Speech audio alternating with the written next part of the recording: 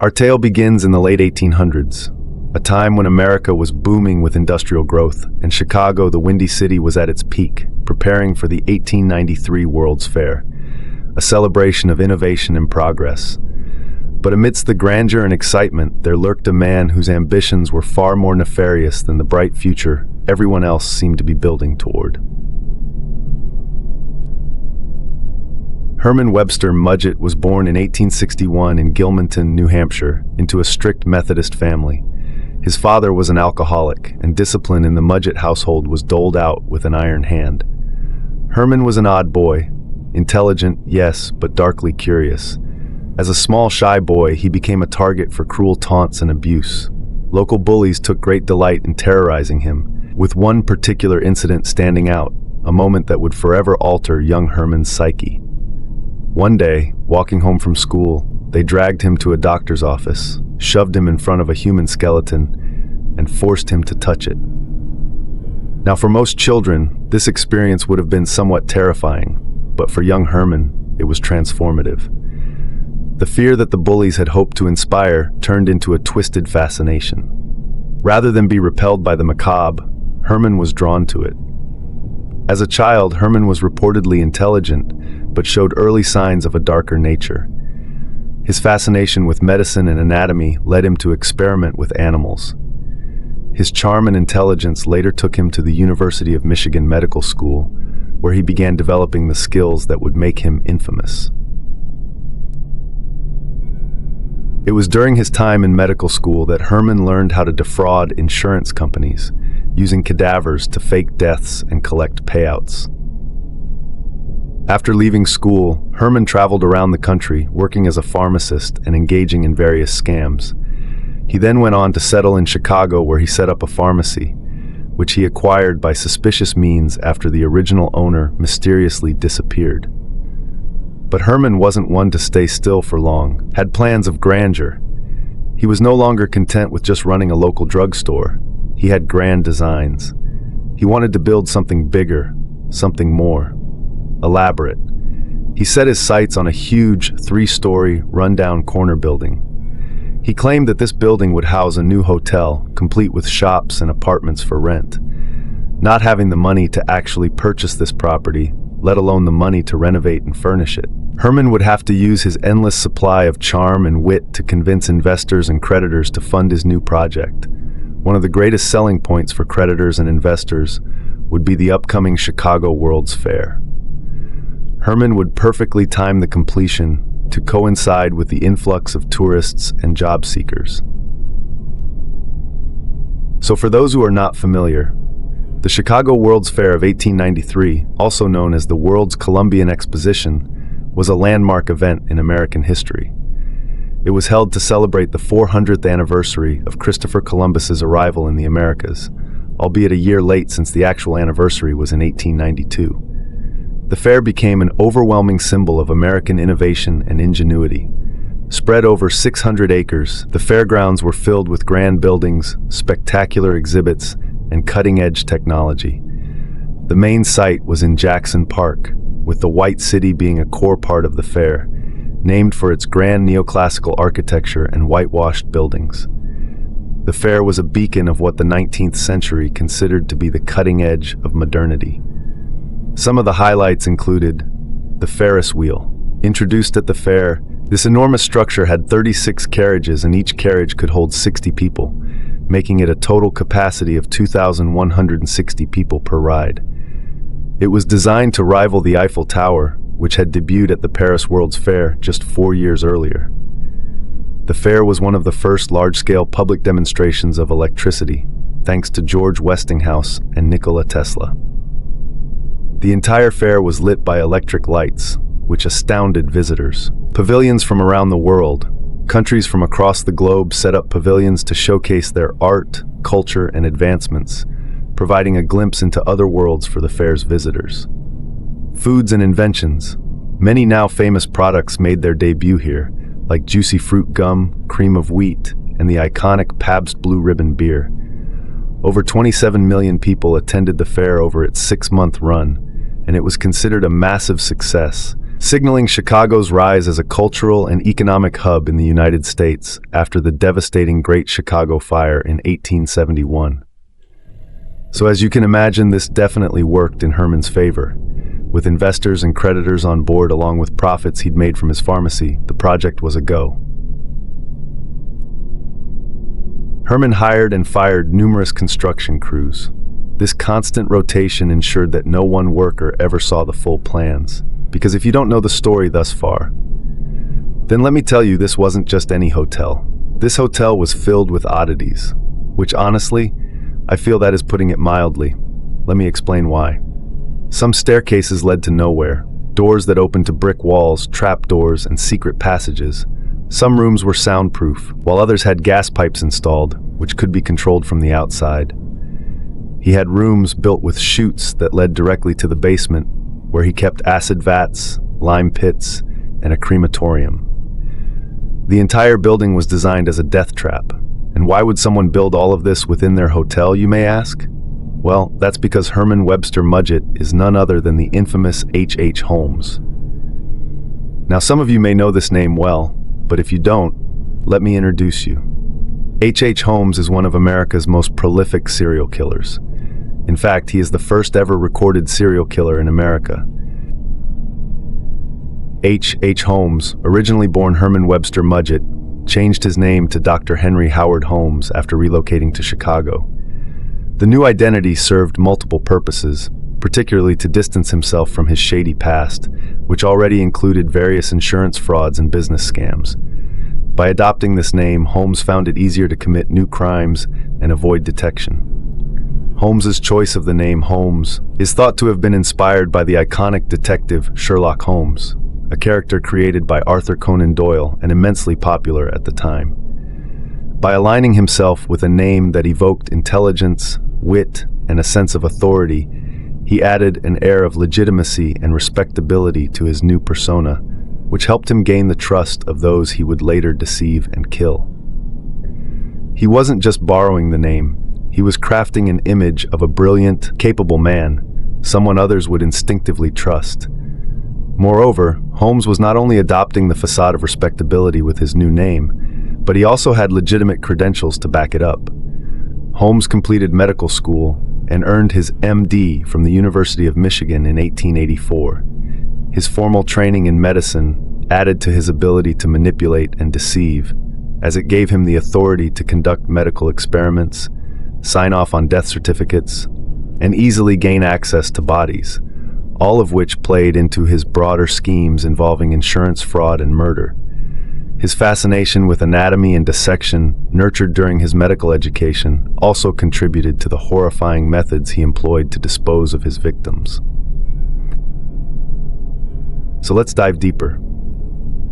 The hotel of H.H. Holmes, which was later dubbed the Murder Castle, was located in the Inglewood neighborhood of Chicago, and as I touched on earlier, this was a true architectural nightmare, carefully crafted with one sinister purpose in mind: to trap, torture, and kill. Holmes' charm and intelligence were evident in every detail of this three-story monstrosity, a twisted maze of deception. He had employed a rotating crew of builders, ensuring no one fully understood the blueprint except for him. From the outside, it appeared to be a perfectly ordinary hotel, but within its walls, it was a factory of death. The building was a labyrinth, designed with confusion and control in mind. Many of the rooms were soundproofed, trapping victims' screams within its walls, while some were rigged with airtight seals to suffocate them. Holmes had designed doors that opened only from the outside, meaning once a victim was locked in, they had no chance of escape. Narrow, winding corridors led to dead ends, doors opened into brick walls, and stairways seemed to go nowhere. It was easy to lose your bearings in this structure, and that was exactly what Holmes intended. At the heart of the hotel's horrors were its kill rooms. One of the most infamous methods Holmes used was his gas chambers. Certain rooms were fitted with gas jets, disguised within the walls and ceilings, connected to a control panel in his office. Holmes could turn on the gas and watch his victims suffocate in agony through windows and peepholes to the rooms that he had cleverly installed. He took perverse pleasure in watching their final moments, knowing they were entirely at his mercy. their lives extinguished with the flip of a switch. For those unfortunate enough to survive the gas, the murder castle offered a variety of other grisly fates.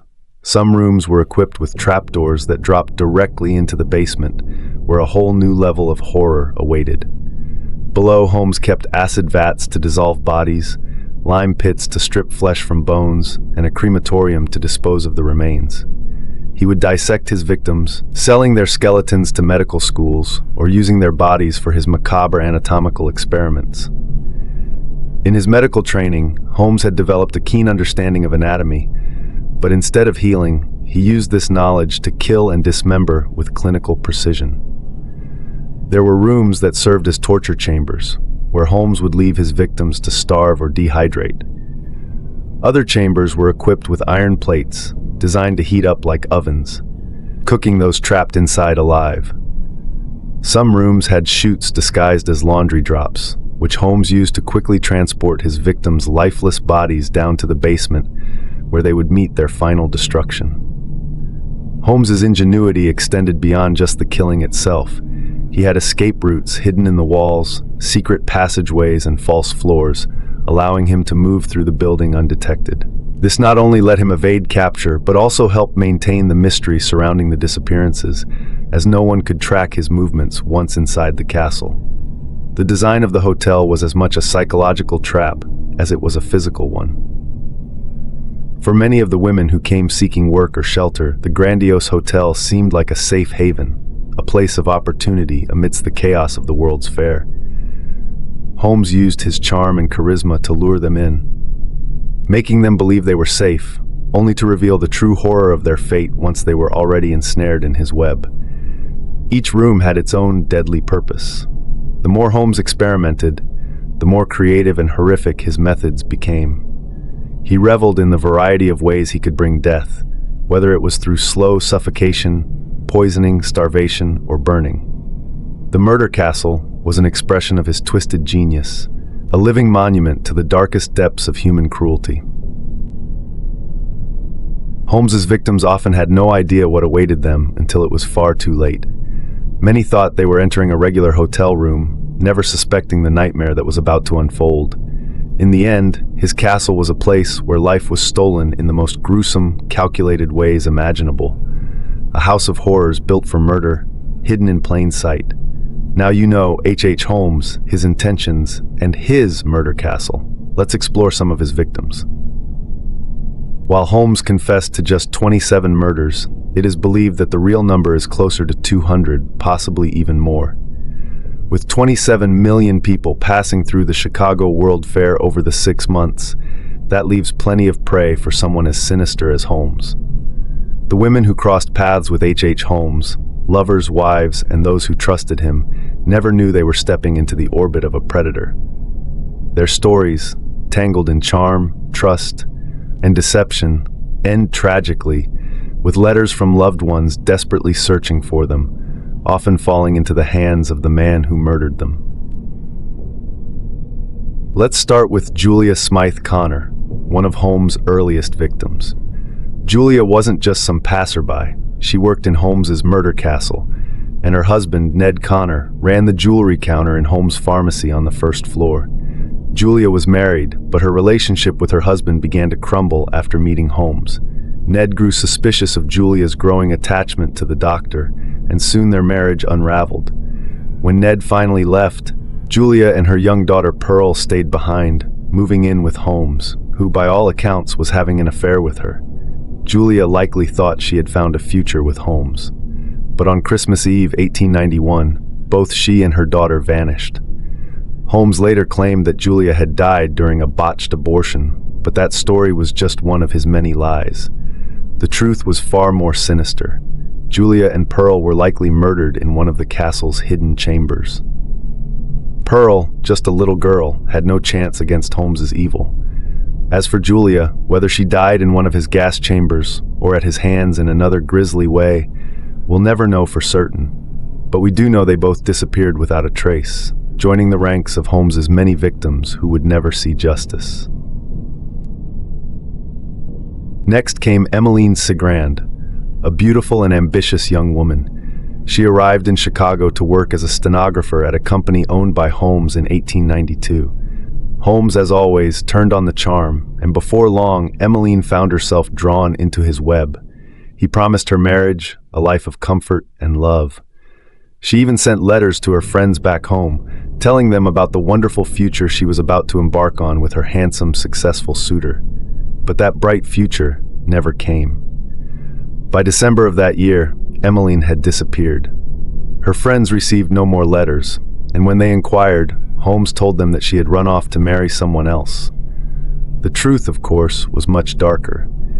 Emmeline was likely asphyxiated in one of his specially designed rooms, perhaps with the gas pipes he had installed to allow him to watch his victims die.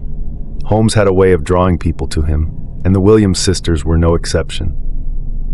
Minnie and Nanny Williams met Holmes in 1893, during the height of his murderous spree. Minnie was a wealthy woman, having inherited a fortune in land from her uncle in Texas. She first met Holmes in Boston, where he introduced himself under yet another alias, Henry Gordon. Drawn in by his magnetic charm and smooth-talking ways, Minnie fell in love with him. She was soon ensnared, agreeing to move to Chicago and even signing over her property to Holmes under the guise of making future business investments. Minnie's sister, Nanny, arrived in Chicago a few months later, unaware of the danger lurking in the castle. Holmes lured Nanny in just as easily, promising her they'd all live together and she'd be able to enjoy her sister's newfound happiness. But in the summer of 1893, both sisters vanished without a trace. Holmes told anyone who inquired that they had left the country for Europe. The truth was far more macabre. Both women were murdered, likely in one of Holmes's hidden chambers, and their bodies were disposed of in his notorious basement. Holmes had a penchant for burning bodies in acid or dissecting them for profit.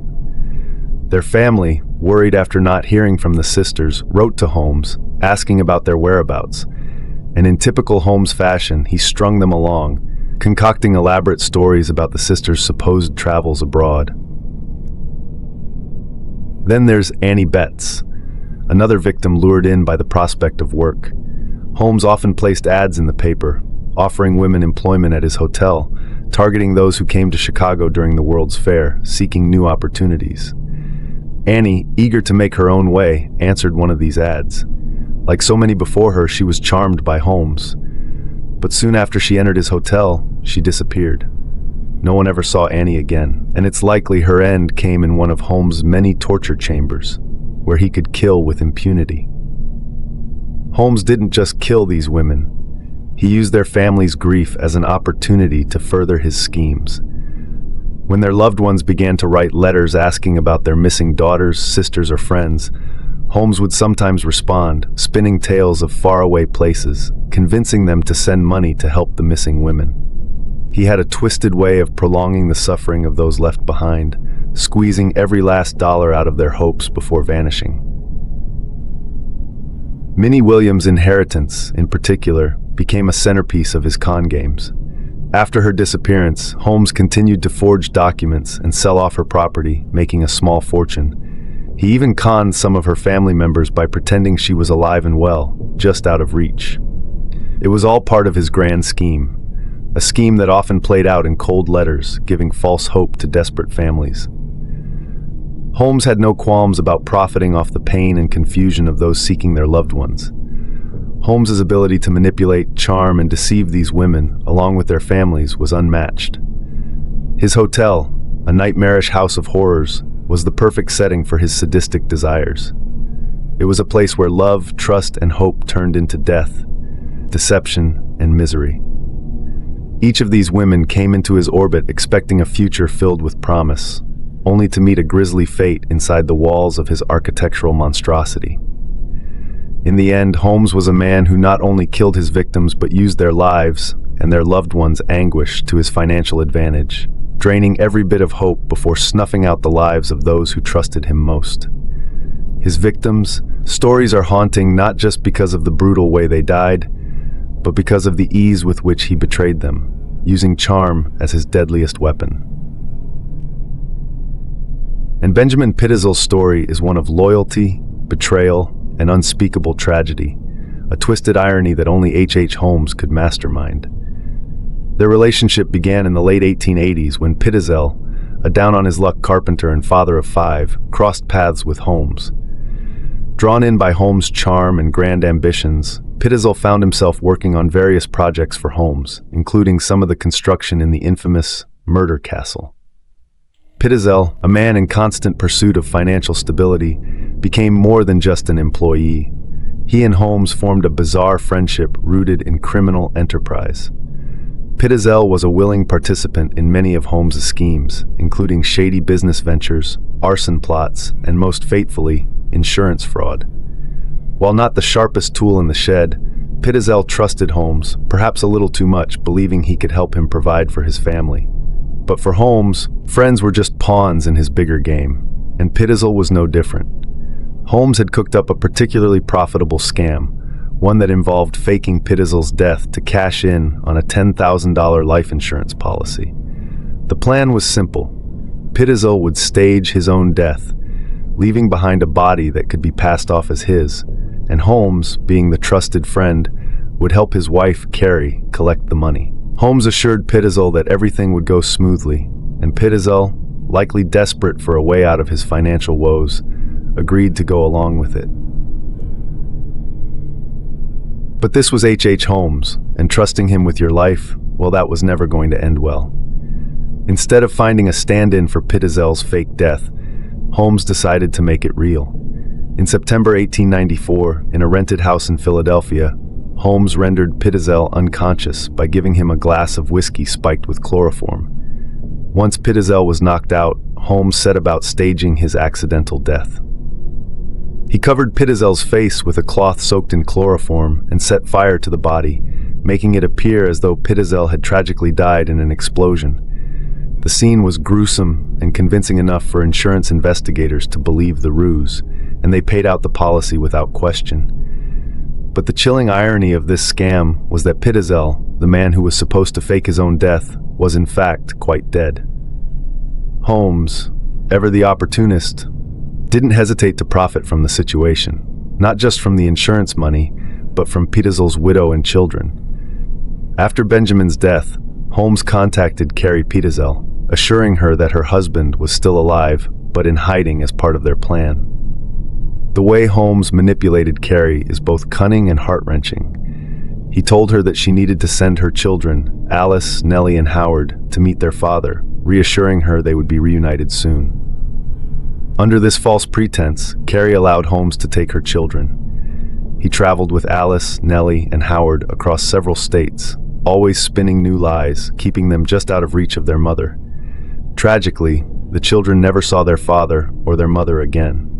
Instead, Holmes had something far more sinister in store. As they traveled from city to city, Holmes disposed of the children one by one. Little Howard was the first to die. In a chilling display of his cruelty, Holmes killed the boy, dismembered his body, and burned the remains in a stove at a house he had rented in Indianapolis. Alice and Nellie, meanwhile, were kept alive for a little longer, still believing they were on their way to see their father. Holmes eventually murdered both girls in Toronto. He stuffed their bodies into a trunk and locked it, suffocating them to death.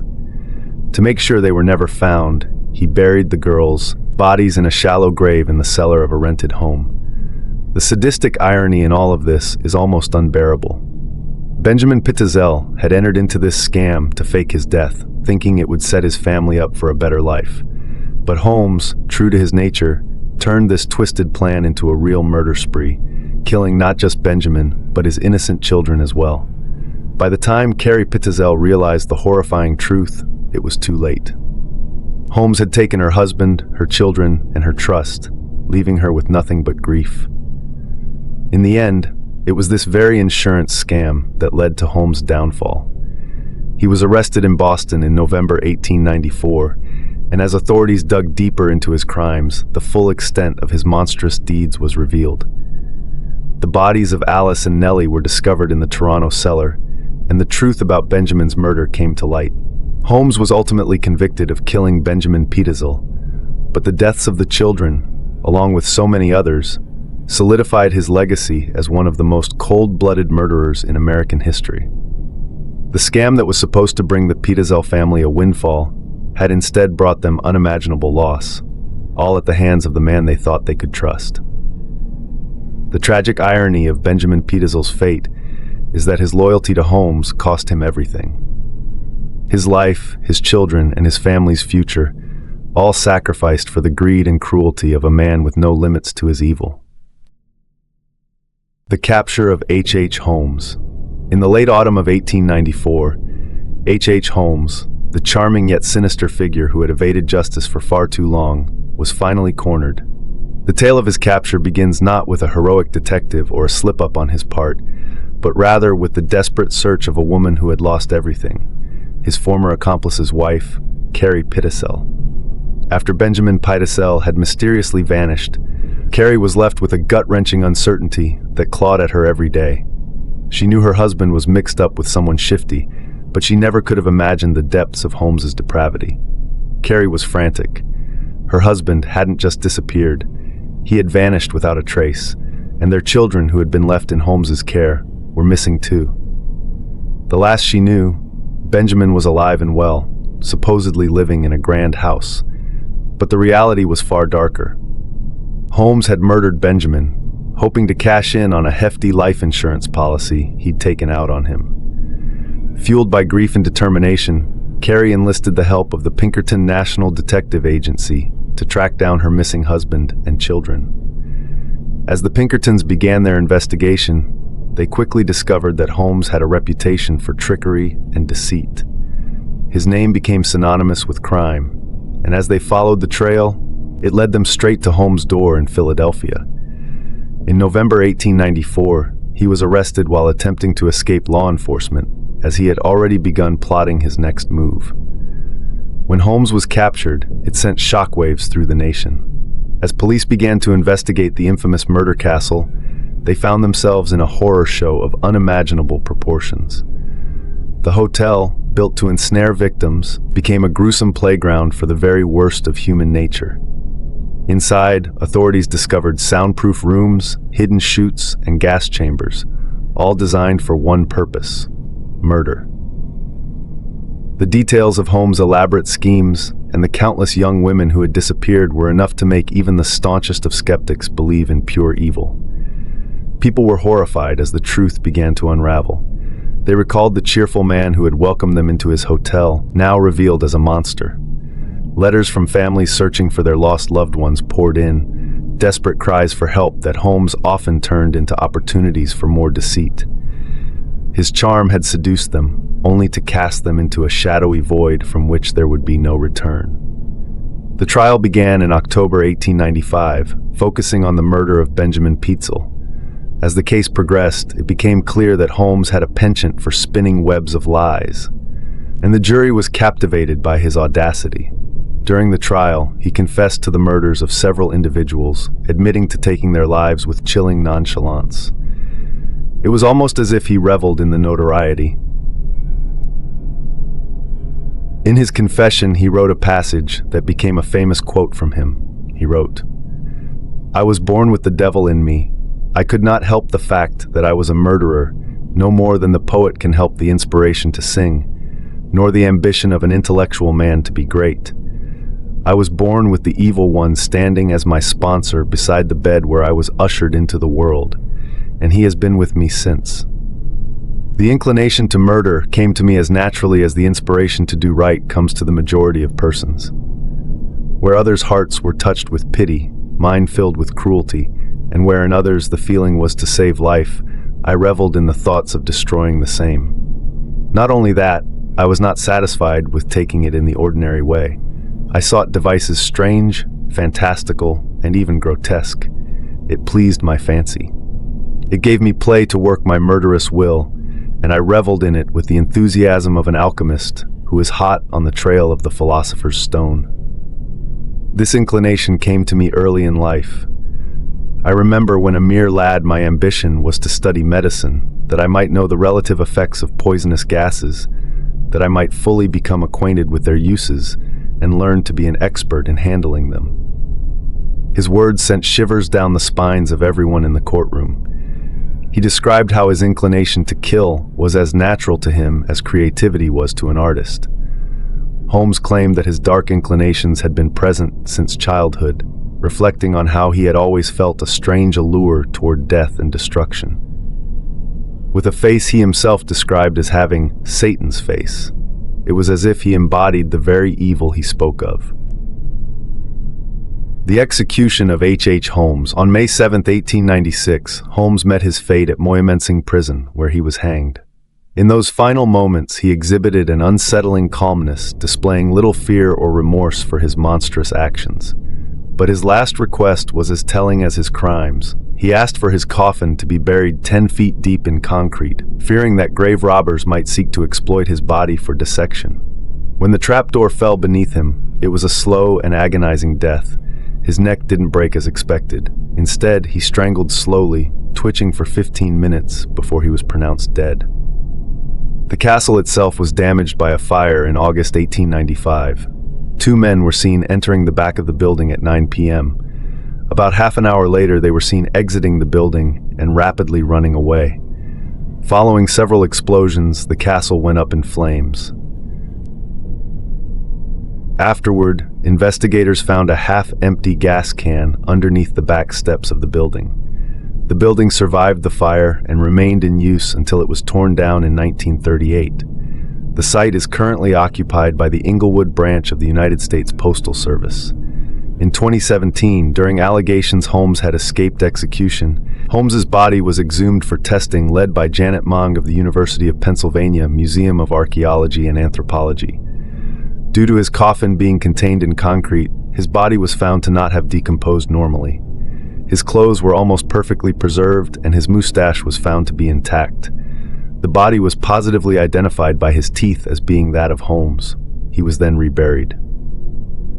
Holmes's story is one of tragedy, betrayal, and horror.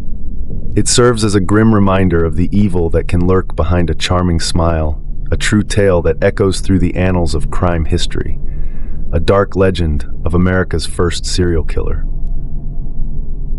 So this is the story of America's first ever serial killer. And while I was doing the research for this story, I found myself questioning Benjamin Pitzel.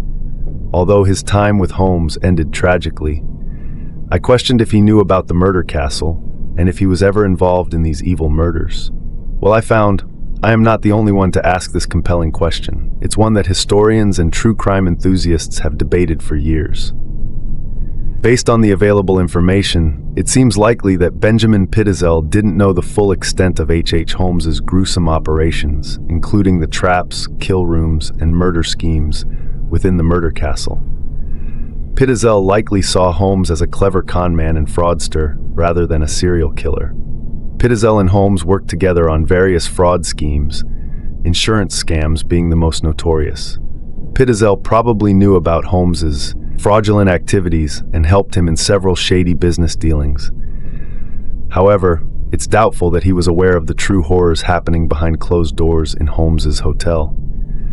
Holmes was incredibly secretive about the construction of his hotel, hiring multiple crews to ensure no one person fully understood its sinister design.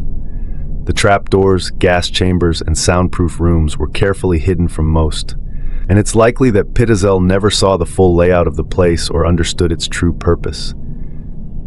To Pitzel, Holmes may have appeared as just a mastermind in the world of scams, rather than the cold-blooded murderer operating in the shadows. It's also important to note that Pitzel was known to have struggled with alcoholism, which Holmes exploited to keep him compliant and somewhat oblivious to his darker deeds. Holmes was a manipulator, and he could have easily kept Pitzel in the dark about the murders while still using him as a pawn in his larger schemes. In Pitzel's mind, they were partners in financial crime, not accomplices in mass murder. The ultimate betrayal, the life insurance scam that led to Pitzel's murder, shows just how little Pitzel truly knew about Holmes. He believed they were faking his death for a payout, unaware that Holmes had planned to kill him for real and take the insurance money for himself. Holmes's willingness to murder Pitzel, someone he worked closely with for years, suggests that Pitzel was just another victim, manipulated and discarded when it suited Holmes' plans. If Pitezel had known about the true scope of Holmes' killing spree, it's hard to believe he would have trusted him enough to stage the fake death plan in the first place. The irony, of course, is that Pitezel thought he was helping Holmes pull off an insurance scam, not realizing that he would actually end up dead, betrayed by the very man he considered a partner. Let me know in the comments what you think of H.H. Holmes and his murder castle. Are you familiar with his story? If you like the story, please help me out by hitting that like button. It really helps to push these videos out. So this story is quite unbelievable, and probably one of the most convincing stories of possession reincarnation that we have. Whether you believe it or not, it is still a credible story to those around her. Let me explain. It was the end of December 1984 in a small village tucked away in northern India. Life was about to change for a young woman named Sumitra Singh, as she and her husband welcomed their first child, a baby boy. From the moment Sumitra laid eyes on him, she was completely in love. She had always dreamed of being a mother, and now that she had her baby, she rarely let him out of her sight. Everywhere Sumitra went, her son was strapped to her chest, and any free moment from cooking or housework was spent patting his head or tickling his tiny feet. Life in Sumitra's village, situated just south of the Himalayan mountains along the Ganges River, was anything but easy. The villagers lived in mud huts with thatched roofs. There was no electricity, and formal education was a luxury no one had access to. For Sumitra, though, life was even more challenging. Her mother had died when she was very young, and her father had to travel for work, leaving her to be raised mostly by a cousin. Even after getting married, her husband's job took him away for long stretches of time, so Sumitra lived with her in-laws. While they shared the same roof, she didn't feel particularly close to them, and her own family was far away. Despite being married, Sumitra's life was still incredibly lonely. But when her son was born, everything seemed to brighten. For the first time, Sumitra didn't feel alone anymore. She had someone to care for, someone who needed her, and it made her excited about her future. For a little while, she was truly happy. Then, in early 1985, things took a strange and frightening turn. One day, as Sumitra was walking into town to fetch water from the village well, her son snug against her chest, something unusual happened. She was walking down the dirt path when, out of nowhere, she froze. Her bucket slipped from her hand and fell to the ground with a thud. Villagers nearby, startled by the noise, turned to see Sumitra standing completely still, like a statue. One of the villagers, concerned by her strange behavior, approached her and asked if she was okay. But Sumitra didn't respond. She remained rigid, her body locked in place. The villager then looked down at her hands and noticed that her fingers were bending backwards at such an unnatural angle, it looked like they might snap. Fear crept in as the villager raised their eyes to Sumitra's face. Her eyes had rolled back into her head, leaving only the whites visible. And she was grinding her teeth so hard that a loud cracking sound echoed with every movement of her jaw. The villager, now terrified, took a step back. At that moment, Sumitra's baby, still strapped to her chest, began wailing uncontrollably, adding to the tense and eerie scene. Other villagers, noticing the commotion, began to gather around, unsure of what to do as they stared at Sumitra, frozen in this grotesque pose. Then, just as quickly as it had begun, it stopped. Sumitra shook her head slightly, blinked a few times, and snapped back to reality. She seemed confused and disoriented as she realized her son was crying and there was a crowd of people surrounding her. Embarrassed and completely unaware of what had just happened, Sumitra quickly picked up her water bucket, cradled her son, and hurried off to town. When she returned home, Sumitra didn't mention the incident to anyone. She couldn't even remember what had happened. She told herself it must have been due to exhaustion from taking care of a newborn, or maybe just stress. Whatever it was, she convinced herself it was a one-time thing. But a few weeks later, it happened again. This time, Sumitra's father-in-law found her standing rigid in the kitchen, her hands once again bent backward, her eyes rolled back, and her jaw locked in a grinding motion. He shook her and tried to snap her out of it, but for nearly 10 minutes, Sumitra remained frozen. When she finally woke up, she had no memory of what had just happened. By May of 1985, about 5 months after Sumitra's first trance, things had only gotten worse. She was slipping into these bizarre episodes nearly every day, and each one seemed to last longer than the last. Sometimes, these spells would stretch on for hours.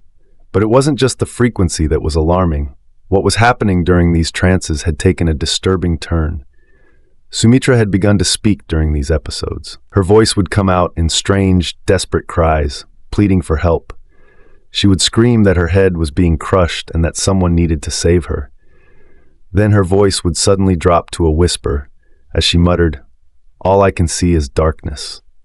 Her family was at a loss. They called the local medicine man to examine her, but he couldn't figure out what was wrong. Physically, Sumitra seemed perfectly healthy. Aside from the trances, there wasn't a single thing out of place. Then, on July 16, 1985, about 6 months into these trances, Sumitra fell into another episode. This time, she calmly stated, "In 3 days, I'm going to die." By now, Sumitra was terrified of whatever was happening to her. She was exhausted, both physically and emotionally, and her family was too. Sumitra had even stopped caring for her baby boy, who was now about 8 months old. She was too scared that she might fall into a trance while holding him and accidentally hurt him. Her mother-in-law had taken over most of the childcare duties, and Sumitra's husband, who had been the family's main breadwinner, had to stop traveling for work to stay home and help. Then came July 19, 1985, the day Sumitra had predicted she would die. That morning, Sumitra woke up determined to make it through the day without putting herself in harm's way. She avoided cooking because she didn't want to be near the fire. She didn't go near any ledges or stairs, fearing she might fall during one of her spells. Most importantly, she kept her distance from her son to ensure he stayed safe. As the day wore on and nothing happened, the family started to relax. Sumitra's mother-in-law began preparing dinner, and Sumitra, feeling a little more at ease, decided to step outside for some fresh air. While she was out there, she spotted a close friend across the road and waved. Her friend smiled and began walking toward her, but just as they were about to greet each other, Sumitra froze. Her eyes rolled back, her hands clenched into rigid fists, and she slipped into one of her trances. Her friend, by now accustomed to Sumitra's episodes, wasn't initially alarmed. She had seen this happen plenty of times before. But then, something new happened. Sumitra raised her hands to her forehead, something she had never done during her trances, and began clawing frantically at the air above her head. Her breathing became loud and labored, and her friend, now panicking, rushed over to help. But there was nothing she could do. Sumitra continued clawing at the sky, gasping for breath, before suddenly dropping her hands back down to her sides. Then a low, rattling moan began to escape from her throat. It was an eerie, constant sound that grew deeper and deeper until her voice cracked. Then, all at once, Sumitra went completely still. Her friend, standing right beside her, realized something was terribly wrong. Sumitra wasn't moving, wasn't breathing. She looked like a statue. Panicking, her friend screamed for help. Sumitra's husband, her in-laws, and the villagers came running. They formed a circle around her, not knowing what to do. Moments later, the medicine man arrived. He pushed his way through the crowd and began examining Sumitra. He checked her pulse, listened for a heartbeat, looked into her eyes, and after a few minutes, he stepped back and said, "She's dead." Sumitra's husband collapsed to his knees in shock, and her mother-in-law, who was holding Sumitra's baby, began sobbing. The villagers stood in stunned silence as Sumitra's body remained standing upright, frozen in that rigid pose, her face twisted into what looked like a silent scream. Eventually, the medicine man and Sumitra's father-in-law stepped forward and gently lowered her stiff, lifeless body to the ground. They closed her eyes and laid her on her back. In a village like theirs, there were no hospitals to take her body to, no official cause of death to be determined. Religious tradition and public health concerns meant that they had to take care of the body quickly. The villagers began the Hindu death rituals, which would culminate in cremation, burning the body until only ashes remained.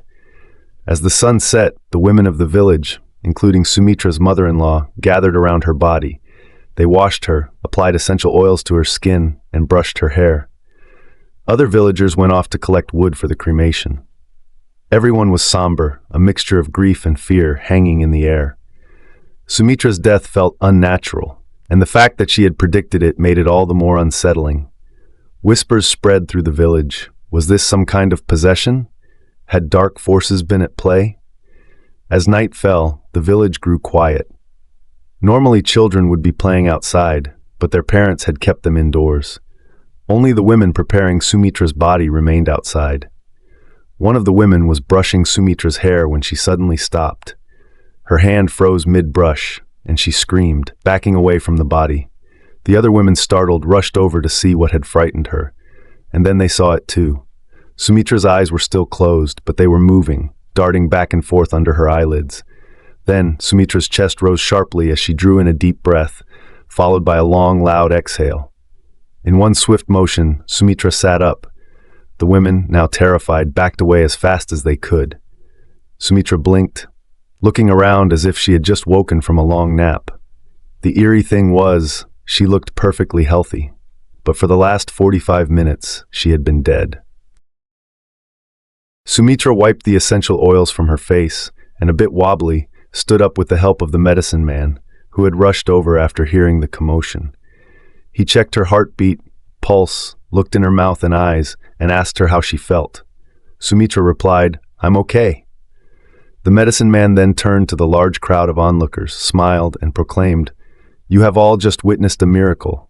Sumitra is back from the dead." Sumitra's husband and in-laws were too shocked to react.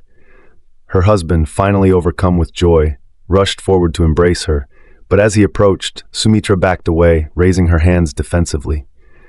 The medicine man quickly stepped between them, gently patting her husband on the shoulder, and said, "She's been through something very traumatic. Give her time and space to recover." The villagers, accustomed to seeing Sumitra disoriented after one of her trances, assumed this was just a more intense version and left quietly. The medicine man helped Sumitra back to her hut and into bed, reassuring her husband and in-laws that she would likely be fine after resting. The next morning, Sumitra did seem better, more alert, but as soon as she saw her husband and in-laws, she panicked. She bolted from the hut, running as fast as she could. The medicine man, her husband, and her father-in-law chased after her, and when her husband finally caught up, he grabbed her arm. Sumitra ripped her arm away, shouting, "How dare you touch another man's wife?" Confused, her husband tried to bring her home, but Sumitra kept protesting, saying, "You're not my family. This is not my home." They had to physically drag her back inside, and once there, Sumitra began screaming that her name was Shiva deity and that her in-laws had killed her. Over the next few days, the medicine man and her family tried everything to bring her back to her senses, but nothing worked. Sumitra refused to touch her beloved son, instead demanding that someone bring her Rinku and Tinku.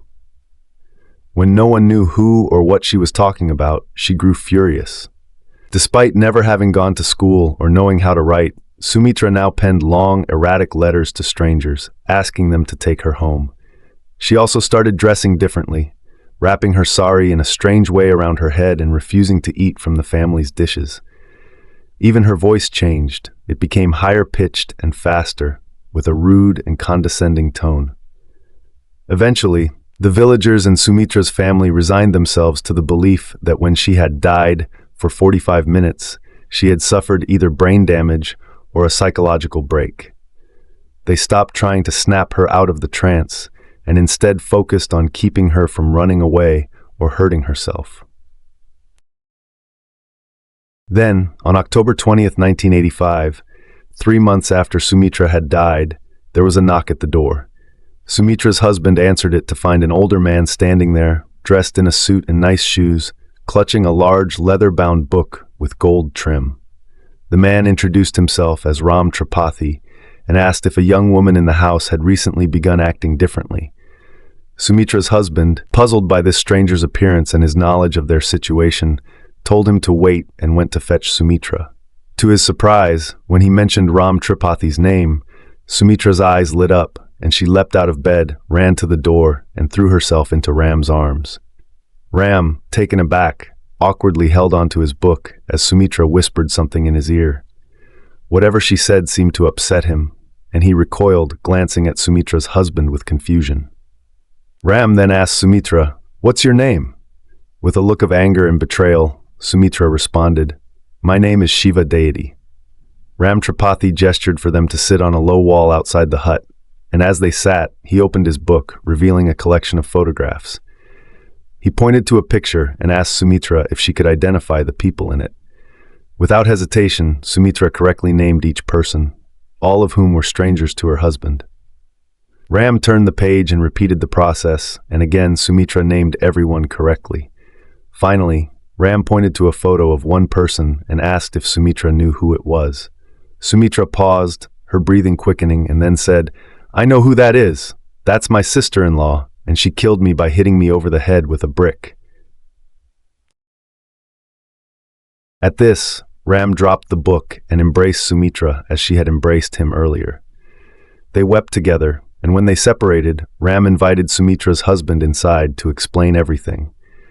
Ram told the family the incredible story of Shiva deity, the name Sumitra had been insisting was her own for months. Shiva had been a wealthy, educated woman from a city 60 miles away, with 2 young sons. In May of 1985, Shiva had a violent altercation with her in-laws, and her body was later found on train tracks, her head bashed in. Her in-laws claimed it was suicide, but her family believed she had been murdered. Ram was Shiva's father, and when he heard rumors of a woman claiming to be his daughter, he came to see if it was true. Sumitra's knowledge of Shiva's life, the names of people in the photographs, and even details of how Shiva had died, convinced Ram that his daughter's spirit had reincarnated into Sumitra. Even Sumitra's new accent, her strange way of wrapping her sari, and her refusal to eat from the same dishes as her family matched Shiva's behaviors. As Sumitra, or Shiva deity, continued to live in her village, the scientific community, especially researchers interested in the paranormal and reincarnation, took a deep interest in her case. Among them were scientists from the University of Virginia, particularly Dr. Ian Stevenson, a psychiatrist who spent decades studying cases of reincarnation worldwide. His team conducted interviews with Sumitra, her family, and witnesses in both villages. What they found astonished even the most skeptical. Dr. Stevenson's research often focused on children who claimed to remember past lives, but Sumitra's case stood out due to the dramatic transformation that took place after her death experience in adulthood. The scientific team noted several details that lent credence to Sumitra's claims of being the reincarnated Shiva deity. Specific knowledge. Sumitra's ability to accurately identify dozens of individuals from Shiva's life, including intimate family members and personal details about their relationships, was beyond what could be explained by chance or fabrication. This was especially compelling given that Sumitra had never left her village, had no formal education, and lived in an area where her interactions were limited to close-knit villagers. Personality changes. After returning to life, Sumitra's demeanor and habits radically changed. The shift in her voice, her newfound arrogance, and her insistence on particular behaviors like the wrapping of her sari and refusal to use family dishes mirrored Shiva's lifestyle, which was markedly different from Sumitra's pre-death life. This drastic change from rural villager to a sophisticated urban woman was jarring for those around her. Psychosomatic reactions. There was also physical evidence to suggest a connection. For instance, the scar on Sumitra's foot, which she obsessively inspected, was unexplained. Some researchers speculated that it might correlate to a trauma from Shiva's life, though this was never conclusively proven. Shiva's murder. The accusation that Shiva's in-laws killed her with a blow to the head aligned eerily with the physical evidence of a head injury on Shiva's body before cremation. This accusation was backed by Sumitra's vivid description of the event, despite the fact that these details were known only to a few people close to Shiva's family. The in-laws' quick decision to cremate Shiva's body further clouded the investigation, as key forensic evidence was lost. As for whether this was a hoax, the conclusion by those who investigated, particularly Dr. Stevenson and his team, was that there was no apparent motivation for deception. Sumitra's family had no financial or social incentives to perpetuate such a story. Furthermore, the complexity of the knowledge Sumitra demonstrated, her behavioral changes, and the emotional reactions from Shiva's family suggested that something genuinely unexplainable had occurred. The University of Virginia team left India convinced that this case represented one of the strongest arguments in favor of reincarnation, or, at the very least, an extraordinary psychological phenomenon. However, as is the case with most supernatural or extraordinary claims, skepticism remains. While no concrete evidence proves Sumitra's story as a hoax, the inability to use her testimony in court, the dismissal of her claims by local law enforcement, and the cultural context in which these stories of reincarnation are more commonly accepted, left many critics questioning whether this was a psychological response to trauma, some form of dissociative identity disorder, or even the result of suggestive influences from her environment. Ultimately, despite the compelling evidence from researchers and the deeply emotional reactions from Shiva's family, the mystery of Sumitra's transformation was never fully resolved. After the police investigation hit a dead end, and without a body or further forensic evidence, Shiva's murder remained unsolved, and her in-laws continued to deny any wrongdoing. Sumitra, however, continued to live as Shiva until her death in 1998. Shiva's biological family accepted her as their daughter, and her son, born before the transformation, was raised in her village, though Sumitra always carried within her the memories and identity of a woman from a life seemingly cut short too soon. This case remains one of the most thoroughly documented and scientifically investigated reincarnation stories, standing as a testament to the power of belief, memory, and the mysteries that surround human consciousness. So let me know what you think of this story. Was it a hoax or an actual possession/reincarnation? And if you could, please hit that like button if you would like more stories like this, as it helps to push these videos out. Thanks. On October 4th, 2017, 61-year-old Tedeteke Kotsi, a father of 6, arrived at a hospital in Stellenbosch, one of South Africa's wealthiest towns. Tedeteke, who lived nearby with his family, had been dealing with persistent stomach issues for months, and that day, he was finally set to undergo abdominal surgery to address the problem. After checking in, it wasn't long before Tedeteke was wheeled into the operating room, where surgeons began their work.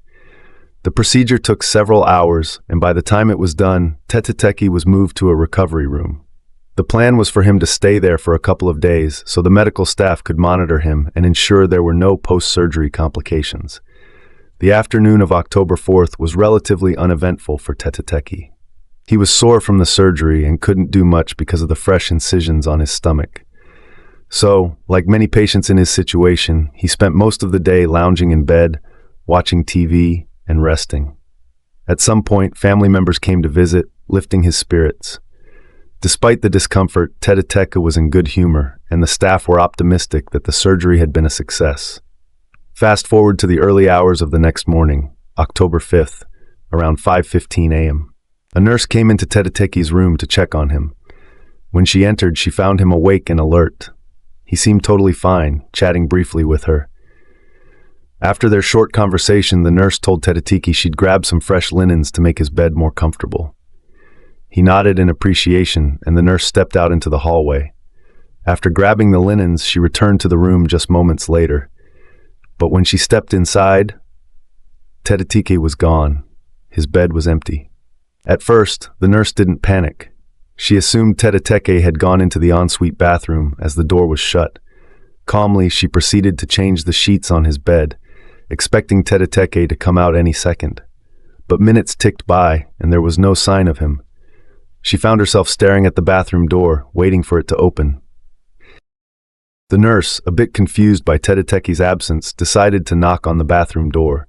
She called out, "Hey, is everything okay in there?" but got no response. A little concerned now, she gently tried the handle, and to her surprise, it was unlocked. She announced that she was coming in, cracked open the door, and the bathroom was empty. Her heart skipped a beat. Whipping her head around, she scanned the room. Tete wasn't on the bed, under the bed, or anywhere in sight. Where on earth could he have gone? She stood there, trying to make sense of it. The only door out of the room was the one that led into the hallway, the same one she had just gone through to fetch the linens. If Tete had somehow gotten up and bolted out of the room, surely she would have seen or heard him. After all, she'd only been gone for a few seconds, and given his condition, it wasn't like he could have just sprinted away. He could barely stand, let alone walk or run. Totally baffled, the nurse left the room and notified her colleagues. The hospital staff quietly began searching the grounds, but they did so without alerting Tete's family or calling the police. It's unclear whether they didn't think it was an emergency and assumed they'd find him soon, or if they were just too embarrassed to admit they had somehow lost a patient. Regardless, the hospital spent the entire day of October 5th searching for Tete. And then the next day, October 6th, the staff again combed through the hospital, searching every nook and cranny. But still, nothing. Tete had seemingly vanished into thin air. It wasn't until October 7th, 48 hours after Tete disappeared, that the hospital finally reached out to his family. They casually asked, "Is Tete home with you?" To which the family, understandably confused, replied, "No, he's supposed to be with you." The hospital then dropped a bombshell. "Well, he left 2 days ago, and we don't know where he is." The family was horrified. Not only had they been left completely in the dark for 2 whole days, but they also discovered that the hospital hadn't even contacted the police yet. Outraged, the family themselves reached out to the authorities, who later met them at the Stellenbosch hospital to begin a very public search for Tete. For days, the police and hospital staff searched both the building and the surrounding areas, but it was like he had vanished off the face of the earth. Eventually, the search began to lose steam, and Tete's devastated family was left with no answers, no leads, and no idea what to think or do. Then, on October 20th, 15 days after Tete had gone missing, there was a breakthrough. A construction crew was doing renovations at the hospital when one of the workers had to climb up into the ceiling space of one of the floors. This area, much like an attic, was tight and cramped, a space only accessible to workers or authorized personnel. It was certainly not a place the public would ever have a reason to be. As the worker crawled through the dim, dusty space with his headlamp on, something caught his eye. He turned his head, and the beam of his light illuminated a figure, someone sitting in the far corner of the ceiling. It was Tete. He was dead. The discovery left everyone in shock. How had Tete ended up in such a restricted, difficult-to-reach area? The hospital had no answers. The entrance to the ceiling space was obscure and hard to find, and even if Tete had somehow managed to locate it, climbing into the ceiling would have been nearly impossible for him. After all, he was recovering from major abdominal surgery, barely able to sit up, let alone climb or crawl. Then, things got even stranger. The hospital conducted an autopsy, but the full report was never made public. However, Tete's family later had a consultation with the hospital and shared with reporters what they had been told.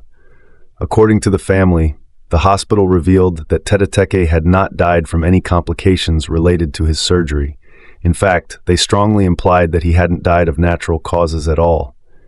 Something had happened to him, something unexplained, and that's what killed him.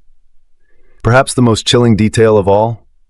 The hospital suggested that Tete was likely already dead before his body was placed in the ceiling, meaning someone or something had killed him, and then hidden him up there. Now, the family's account of what happened to Tete, based on their discussions with the hospital, continued to leave everyone baffled. The hospital, on the other hand, kept their official statement brief and unhelpful, merely claiming that they had cooperated fully with the family, but that they didn't really know what had happened to him. As strange as Tete's case was, things were about to get even more bizarre. Fast forward to May 10th, 2019, about a year and a half after Tete's body was discovered in the ceiling of Stellenbosch Hospital. In another hospital, this time in Durban, South Africa, another wealthy and well-regarded city, a 53-year-old father of 4 named Sandile Sa arrived for treatment. Sandil was a builder by trade, and he had been working on a house when he suffered a terrible fall, breaking his femur, the large bone running from the hip to the knee. Now, breaking a femur is no small injury. It's the largest bone in the human body, and when it breaks, you're not walking at all. Sandil needed assistance just to hobble his way into the hospital in Durban, and once there, he began receiving care for his injury. 2 days later, on May 17th, Sandil was still recovering in the hospital when his cousin came by to visit him. The cousin later said that Sandil seemed perfectly fine, chatting normally and telling him about his upcoming treatment. Apparently, after the cousin left, Sandil was scheduled to be transferred to another nearby hospital for an X-ray of his leg and a consultation with a different orthopedic surgeon. It all sounded routine. However, after the cousin left, something strange happened. The doctors came to Sandil's room to transport him to the other hospital, but Sandil was nowhere to be found.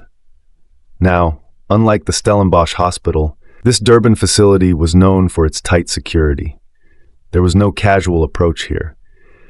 As soon as they realized Sandil was missing, the hospital immediately alerted the authorities and launched a very public search. Staff combed through every corridor, every room, and every possible area of the hospital. But Sandil was gone. Then, on May 18th, 6 days after Sandil had mysteriously disappeared, a terrible stench began to spread through one of the hospital's wings. The staff followed the source of the smell, tracing it to a janitor's closet, and when they opened the door, they found a disturbing sight. Black liquid was dripping from the ceiling. The smell was overwhelming, but worse was the realization of what it was. The liquid was coming from Sandil's decomposing body, hidden in the ceiling. An autopsy on Sandil was quickly performed, but at this point, the situation was almost too strange to comprehend. How could another patient, injured and unable to walk, end up dead in the ceiling of a secure hospital? It was an eerie echo of Teteteke's case, and the parallels left many people questioning if something sinister was happening in these hospitals. Despite the public interest, the results of Sandil's autopsy have never been made public. Even more mysteriously, Sandil's family has remained silent, choosing not to comment on the findings. To this day, all we know is that in a span of just 2 years, 2 seemingly ordinary South African men, both severely injured and barely able to walk, let alone move freely, managed to disappear from their hospital rooms without a trace. And not only that, they both ended up dead in the ceiling of their respective hospitals, found only after a stench led staff to their decomposing bodies. The idea that either man, especially in their fragile states, could have snuck out of their rooms, completely undetected by staff, and somehow scaled their way into the hospital ceilings. Well, it sounds absurd. The physical impossibility alone raises countless questions. Yet, this is the official story, or at least the lack of any official explanation leaves room for it. There are many who believe something far darker is at play. Some think both Teteteke and Sandile were victims of foul play, that someone or some group murdered them and then hid their bodies in the ceilings to avoid detection. After all, how could 2 men in such a weakened state climb up there by themselves? Then there are those who subscribe to more outlandish theories. Some claim these cases are examples of a phenomenon known as spontaneous teleportation, the hypothetical and highly debated idea that humans can suddenly vanish and reappear in an entirely different location without any logical explanation. Could Teteki and Sandil have mysteriously teleported into these impossible places, leaving no clue as to how they got there? Of course, these are just theories, none of them proven. For now, the deaths of Teteteke Kotsi and Sandile Sa remain unsolved mysteries, with no official explanation from the authorities, the hospitals, or the families. As bizarre and unsettling as these cases are, the lack of answers leaves us only with speculation and the nagging feeling that we may never truly know what happened to these men. So, as it stands, it's up to you to decide what you believe. Ellen Ray Greenberg was born on June 23, 1983, in New York City to loving parents Joshua and Sandy Greenberg. From a young age, Ellen had a passion for education and dreamed of becoming a teacher. She pursued her dream with dedication, graduating from Penn State University with a degree in communications before obtaining her teaching credentials from Temple University. Her friends and family often described her as warm, compassionate, and hardworking, with an innate ability to connect with children. She was known for her love of family gatherings and cherished days spent with those she loved most. By 2011, Ellen had fulfilled her dream of becoming an educator and was working as a first-grade teacher at Juniata Park Academy in Philadelphia, where she was beloved by her students and colleagues alike. Teaching brought Ellen immense joy, and her parents often recalled how her face would light up when she talked about her students. She lived in the Manayunk neighborhood of Philadelphia with her fiancé, Samuel Goldberg. To those close to her, Ellen seemed to be building a life she loved, professionally thriving and planning her wedding. However, behind closed doors, there were signs of trouble. According to reports from family and friends, Ellen's relationship with Sam was not always as happy as it appeared. Allegations surfaced after her death that Sam had been emotionally abusive toward her, though no formal accusations were made during her lifetime. On January 26, 2011, Philadelphia was hit by a massive blizzard, and Ellen left work early to return home. That evening, at approximately 6:40 p.m., her life came to a tragic and mysterious end. She was found dead in her apartment by her fiancé after he claimed to have returned from the gym. Sam said he found the door locked from the inside and had to break it down to get in. When he finally entered the apartment, he discovered Ellen lying on the kitchen floor with a knife lodged in her chest. She had suffered 20 stab wounds, 10 to the back and neck, and others to her chest, abdomen, and arms. When the police arrived at the scene, the circumstances surrounding Ellen's death immediately raised questions. There were no signs of a struggle, and the apartment was locked from the inside, leading investigators to initially consider the possibility of suicide.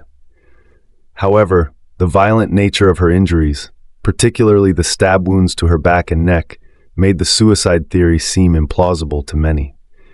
Ellen had no history of self-harm or suicidal behavior, and her family vehemently rejected the notion that she would take her own life. An autopsy revealed additional troubling details. Ellen had 11 bruises on her arms, abdomen, and legs, many of which were in various stages of healing, suggesting a history of abuse. Despite this, the Philadelphia Medical Examiner's Office controversially ruled her death as a homicide following the autopsy, only for the Philadelphia Police Department to push back, stating that it was still being viewed as suspicious. Then, in a surprising move, the medical examiner changed the cause of death to suicide in February 2011, sparking outrage and confusion among Ellen's loved ones. Ellen's family refused to accept the suicide ruling and embarked on a decade-long quest for justice. In 2019, a front-page investigative report by the Philadelphia Inquirer brought renewed attention to the case.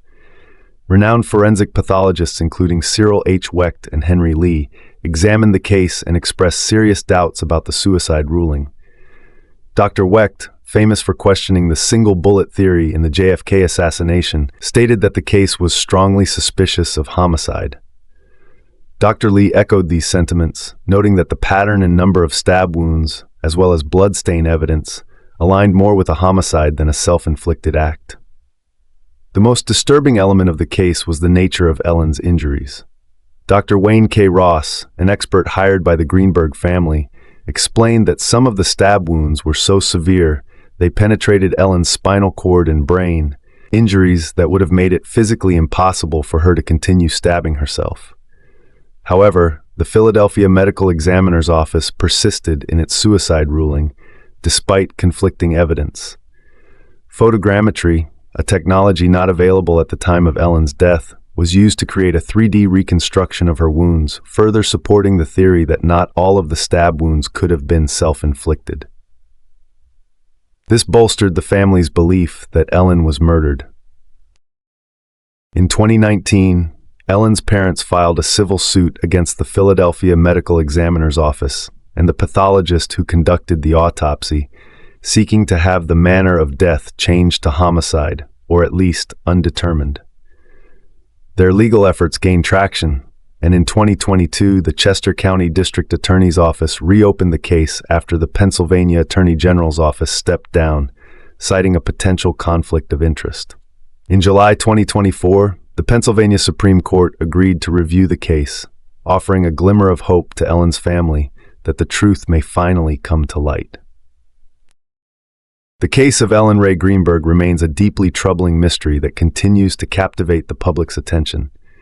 While the official cause of death remains suicide, the evidence, 20 stab wounds, injuries to the brain, and the locked apartment door, paints a far more complex picture. Ellen's family has fought tirelessly for justice, insisting that their daughter was murdered and that the case was mishandled from the start. Many forensic experts who have reviewed the case agree with the Greenberg family, suggesting that the evidence points more toward homicide than suicide. Ultimately, the tragic loss of Ellen Greenberg has left a gaping hole in the lives of those who knew and loved her. Described by her parents as a dedicated teacher and kind soul who had so much to offer the world, her death remains a haunting reminder of the importance of thorough, transparent investigations.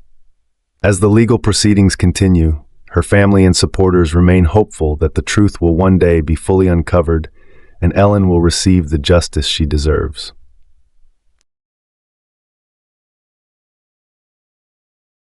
Nestled in the heart of America is a quaint town called Hartford, Wisconsin.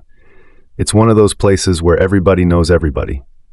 People visit for its charming downtown, home to the largest automobile museum in the state. There's also Dave's Lanes, a beloved local bowling alley known for its cheap beer and the locally made Leroy Meats pizzas, the best pizza you'll ever taste. Around the corner from the museum and Dave's Lanes are two other hotspots. Scoop de Ville, a 1950s-style ice cream parlor famous for its raspberry sundaes, and the Mine Shaft, a cozy, family-friendly restaurant serving comfort food with an arcade for the kids. On warm days, you'll find Hartford residents strolling the wooded trails of Woodlawn and Willowbrook, two well-maintained parks just outside the downtown area. Whether the weather's good or bad, locals pack into the Shower Arts Center to watch the community theater perform. It's a peaceful town, full of Midwestern charm, but Hartford isn't famous for any of these attractions. People know Hartford, Wisconsin because of Jessie Blodgett. Jessie was born in 1994 in Atlanta, Georgia, to her adoring parents, Buck and Joy Blodgett. For years, the couple had struggled to have a child. They were just beginning to accept that they might never have biological children when, out of the blue, Joy discovered she was pregnant. It felt like a miracle. Jessie was born at home, with no doctors or drugs, just Buck, his mother, and a midwife. From the moment she took her first breath, Buck and Joy were completely in love with her. Not long after Jessie's birth, the Blodgett family left Atlanta for Hartford, Wisconsin, where they moved into a modest two-story home just 5 minutes from downtown. It was inside that home, years later, that Jessie would come face to face with a nightmare. But before we get there, you need to understand who Jessie was. A brilliant, kind-hearted soul, the kind of person everyone gravitated towards. Jessie was a talented musician. She could sing, play piano and violin, often losing herself in music for hours. One of her best friends growing up, Jacqueline Knights, recalls walking into Jessie's house and having to shout at the top of her lungs just to get her attention because Jessie was always at the piano. Jessie wasn't just talented, she had a fierce sense of justice. From a young age, she was deeply troubled by bullying and injustice of any kind.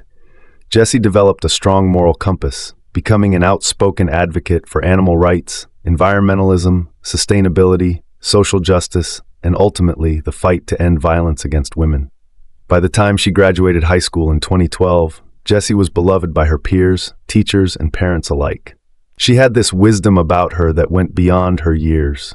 She always talked about changing the world, and after high school, she started figuring out how she was going to do it. Jessie decided she wanted to become a choir director at a high school or university. It wasn't just about teaching music, it was about reaching and mentoring hundreds of young lives every year. She believed that through music, she could make a difference. In the fall of 2012, Jessie left Hartford for the University of Wisconsin-Milwaukee, where she enrolled in their music education program. She thrived in her first year, earning a talent scholarship for her sophomore year. When summer came, Jessie returned to Hartford to live with her parents. But unlike most college students, she didn't treat her summer break as a vacation. Instead, Jessie threw herself into her career. She started her own business, teaching voice, piano, and violin lessons to kids in the community. Within weeks, she had over 25 students signed up. When she wasn't teaching, Jessie spent her time writing original music with her friend Dan Bartelt, another talented local musician. She also auditioned for and landed a starring role in the local theater's summer production of Fiddler on the Roof. Jessie was cast as the fiddler, and she was thrilled. The musical opened on Friday, July 12, 2013, to a packed house, and Jessie and the rest of the cast were phenomenal. The next night, July 13th, there was another performance, and on Sunday, July 14th, they had a matinee. After that final show, the cast gathered at a pool party to celebrate the end of opening weekend. Jessie spent the evening laughing with her friends, sitting by the pool, and petting the llamas in a nearby field. It was the kind of carefree summer night you never forget. But when Jessie got home after midnight, her mom, Joy, noticed something was off. Jessie seemed upset. When Joy asked her if she was okay, Jessie hesitated before finally opening up. She explained that two older guys from the cast had been flirting with her, crossing boundaries that made her uncomfortable. These were people she considered friends, and their behavior had left her feeling unsettled. Still, Jessie brushed it off as nothing serious, just an annoyance. Little did anyone know that unease would soon give way to something far more sinister.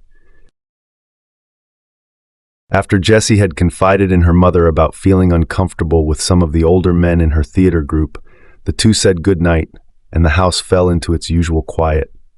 Joy had asked a few more questions, trying to gauge how serious Jessie's discomfort was, but it seemed like nothing out of the ordinary. Both women soon retired to their rooms. The next morning, Buck and Joy were up fairly early, around 7 a.m. Jessie, still catching up on sleep, stayed in bed. She didn't have anything planned until around noon when she was scheduled to give a music lesson to one of her students at the house. Her parents knew she was sleeping in. She rarely had a chance to, and left her to rest. Buck left for work around 7:30 a.m., and at 8 a.m., before heading out herself, Joy brought some laundry up to Jessie's room. Quietly, she opened the door. Jessie was still asleep, her room bathed in the soft morning light. For a moment, Joy thought about waking her daughter just to say good morning, but then decided against it. Jessie was always busy, teaching, rehearsing, studying. She needed the rest. Joy left the laundry on a chair, slipped out of the room, and closed the door gently behind her. It wasn't until noon, when Joy came home for lunch, that she realized something was wrong. Walking through the door, Joy expected to find Jessie awake, probably prepping for her student's arrival. But the house was silent. Jessie's car was still in the driveway, so she hadn't gone anywhere. Annoyed, Joy walked to the bottom of the stairs and called up to her daughter. "Jessie, your student's going to be here any minute." When there was no response, Joy shrugged it off, heading into the kitchen to make herself something to eat. Time passed. Joy heard a knock at the door, and with growing frustration, opened it to find Jessie's student standing there, waiting for their lesson. Joy ushered the student inside, apologizing as she hurried up the stairs to Jessie's room. Maybe she'd overslept, Joy thought, but as she opened the bedroom door, nothing could have prepared her for what she saw. Jessie was still in bed, motionless. "Jessie!" Joy shouted, rushing to her daughter's side. As she stood over her, her breath caught in her throat. Jessie's face, once so full of life, was pale and still. Joy froze. For a moment, she couldn't comprehend what she was seeing. Then, in a panic, she grabbed her phone and dialed 911. Oh my God. Hartford 901, what's your emergency? My daughter is blue. I went to wake her up, and I just got home from lunch, and she won't wake up. She's oh 19. My God. Okay, hang on just a second. Okay. Okay, so is she breathing? I don't think so, no. Her pants are all wet, and she's are strangulation marks? That's what it looks like. I don't know what's going on. I don't know what's going on. In a state of shock, Joy pulled Jessie's body from the bed and laid her gently on the floor. She grabbed a pillow, placing it under her daughter's head, and began chest compressions. But it was already too late. By the time paramedics and police arrived, the tragic reality had set in. Jessie was gone. The officers carefully examined Jessie's body. The marks on her neck were unmistakable, ligature marks, a telltale sign of strangulation. Similar marks were found on her wrists and ankles. Whoever had done this had tied her up. This wasn't an accident, and it wasn't suicide. Jessie had been murdered. The house, once filled with the sounds of Jessie's music, was now eerily silent, transformed into a crime scene. As gently as they could, the police led Joy out of the bedroom, down the stairs, and into the living room where Buck had just arrived. His face was ashen with disbelief. Their only child, Jessie, their miracle, was gone. Their world had shattered in a single morning. While Joy and Buck tried to process their grief, detectives began to comb through Jessie's room for evidence. But strangely, there were no cords or ropes to be found, nothing that could have been used to strangle her. There were no signs of forced entry anywhere in the house, no broken windows, no picked locks, and nothing appeared to be stolen. The investigation quickly zeroed in on a chilling possibility. This wasn't a random attack. Jessie had been targeted. Detective Richard Thickens, the lead investigator, theorized that the killer had known Jessie, someone who knew her schedule, her habits, and how to get into the house. Someone who came straight to her room, committed the murder, and then slipped away without a trace. A few hours after Jessie's body was found, Detective Thickens sat down with Buck and Joy to ask the agonizing question: did they know anyone who might want to harm their daughter? At first, Buck and Joy were at a loss. Jessie was loved by everyone. Who could possibly want to hurt her?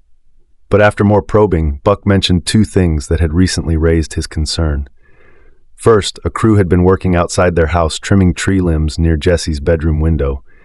Could one of the workers have seen Jessie inside, a young woman alone in her room, and decided to take advantage? It seemed unlikely, but it was a lead. Then Buck brought up something more unsettling. That summer, along with teaching music, Jessie had taken a job at a local restaurant.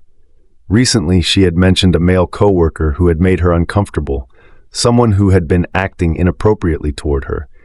Could that man have been involved? With these two potential leads, the investigation took on new urgency.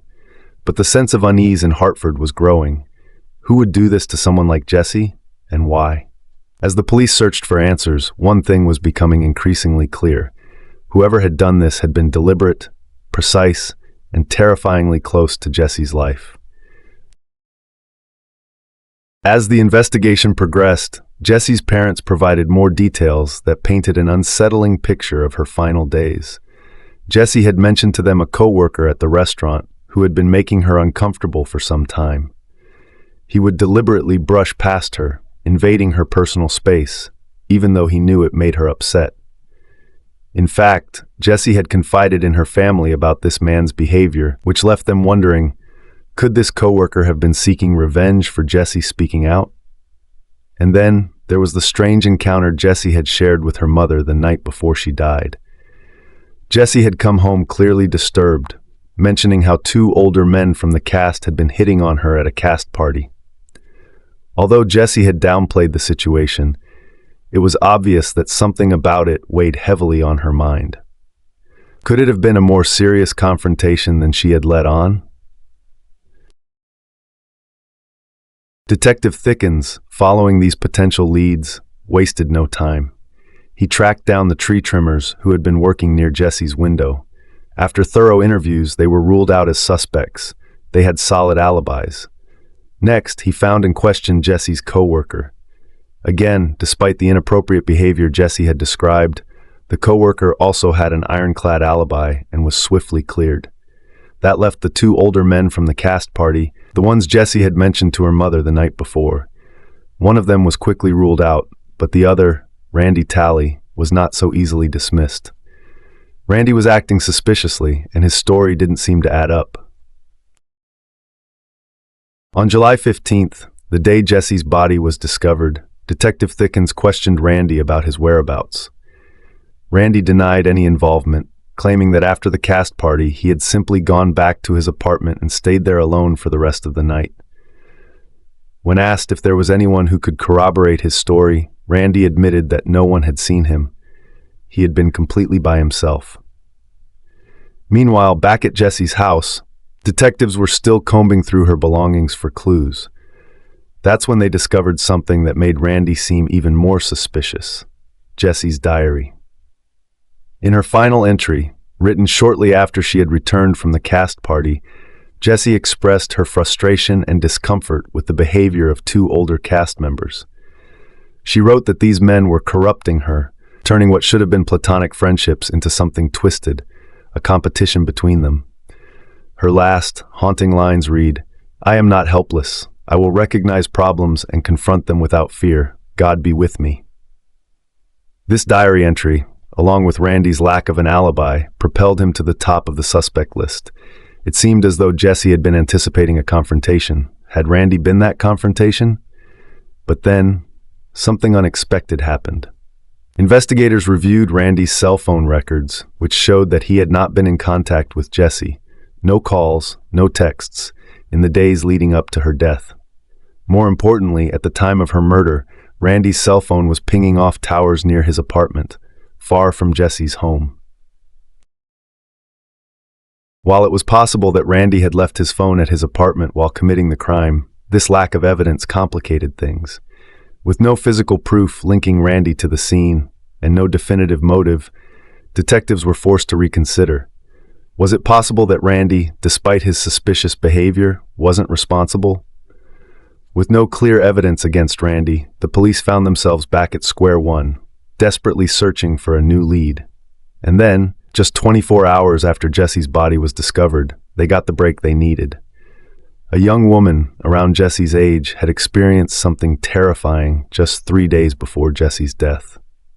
On a quiet day in Richfield, Wisconsin, just 10 miles southeast of Hartford, 25-year-old Melissa Richards decided to take her dog, Remy, for a walk. Richfield is a small town, the kind of place where nothing extraordinary ever seems to happen, but that was about to change. Melissa pulled her car into the dirt parking lot of a local park. The lot was mostly empty, except for one vehicle, a blue minivan. The minivan was parked nose away from the entrance. As Melissa drove past it, she noticed something odd. The driver's legs were hanging out of the window, as if they were lying down across the front seats. She made a mental note of it, but didn't think much of it at the time. After all, it's a public park. People come and go. Melissa parked her car on the opposite side of the lot, got out, and let Remy out to start their walk. The trail she chose was a familiar one, a 30-minute loop through the woods, which would eventually bring her back to the parking lot. The idea of passing the blue van again didn't cross her mind, yet. Half an hour later, Melissa finished her walk and headed back toward her car. As she approached the lot, she noticed the van was still there, but this time, the driver's legs were no longer hanging out of the window. She couldn't see if anyone was inside. Still, Melissa wasn't overly concerned. She unclipped Remy's leash, allowing him to run ahead to the car. With her key fob in hand, she popped open the trunk, and Remy eagerly jumped inside. As Melissa crossed the lot toward her vehicle, she made a quick glance at the van and froze. The driver, who had been lounging earlier, was now sitting in the passenger seat of the minivan with the door wide open. He was staring directly at her. Melissa made brief eye contact with the man before quickly looking away, not wanting to seem rude or confrontational. She kept walking toward her car, trying to shake off the uneasy feeling creeping over her. But then she heard it. Footsteps. Fast, heavy footsteps coming up behind her. Melissa whipped around and saw the man from the van running toward her. As soon as she turned to face him, he abruptly stopped, standing just about 10 feet away. His eyes bore into hers, but he said nothing. Just stood there, staring. In an attempt to ease the tension, Melissa nervously laughed and said, "Oh, you scared me." Then she turned and resumed walking toward her car, trying to keep her composure. But before she had taken more than a few steps, she heard the footsteps again. This time they were faster, more urgent. She spun around once more, and again the man stopped suddenly. But this time Melissa saw something that made her blood run cold. In his right hand, the man was holding a knife. In an instant, the man charged at her, tackling her to the ground. Melissa hit the dirt hard, landing on her stomach with the weight of the man pressing her down. She fought back, trying to twist beneath him, but the man was relentless. He tried to stab her, but in a surge of adrenaline, Melissa grabbed the blade with her bare hands. Blood poured from her fingers as she fought for control of the knife. Refusing to give in, Melissa managed to wrestle the knife away from her attacker, pinning it beneath her body. The man, clearly taken aback by her resistance, hesitated for a moment, seemingly unsure of what to do next. He reached down, trying to yank the knife out from under her, but Melissa held on with all her strength. For a brief, surreal moment, the man just sat there on her back and calmly asked, "Can I just go?" Melissa, in shock, responded, "No." But before she could react further, the man jumped up and ran back to the blue minivan. Shaken, but still running on adrenaline, Melissa scrambled to her feet, the bloody knife still in her hands. She ran to her car, threw the knife onto the floorboard of the passenger seat, and locked the doors. As she turned to look, she saw the man speeding away in the van, tires kicking up dirt as he disappeared down the road. Melissa's hands were shredded, covered in deep cuts from the struggle. Her body ached from being tackled, but she was alive. She quickly called the police, giving them a detailed description of the man, the van, and the attack. Officers arrived on the scene shortly after, but the attacker was long gone. The blue minivan and the man who had tried to kill her had vanished.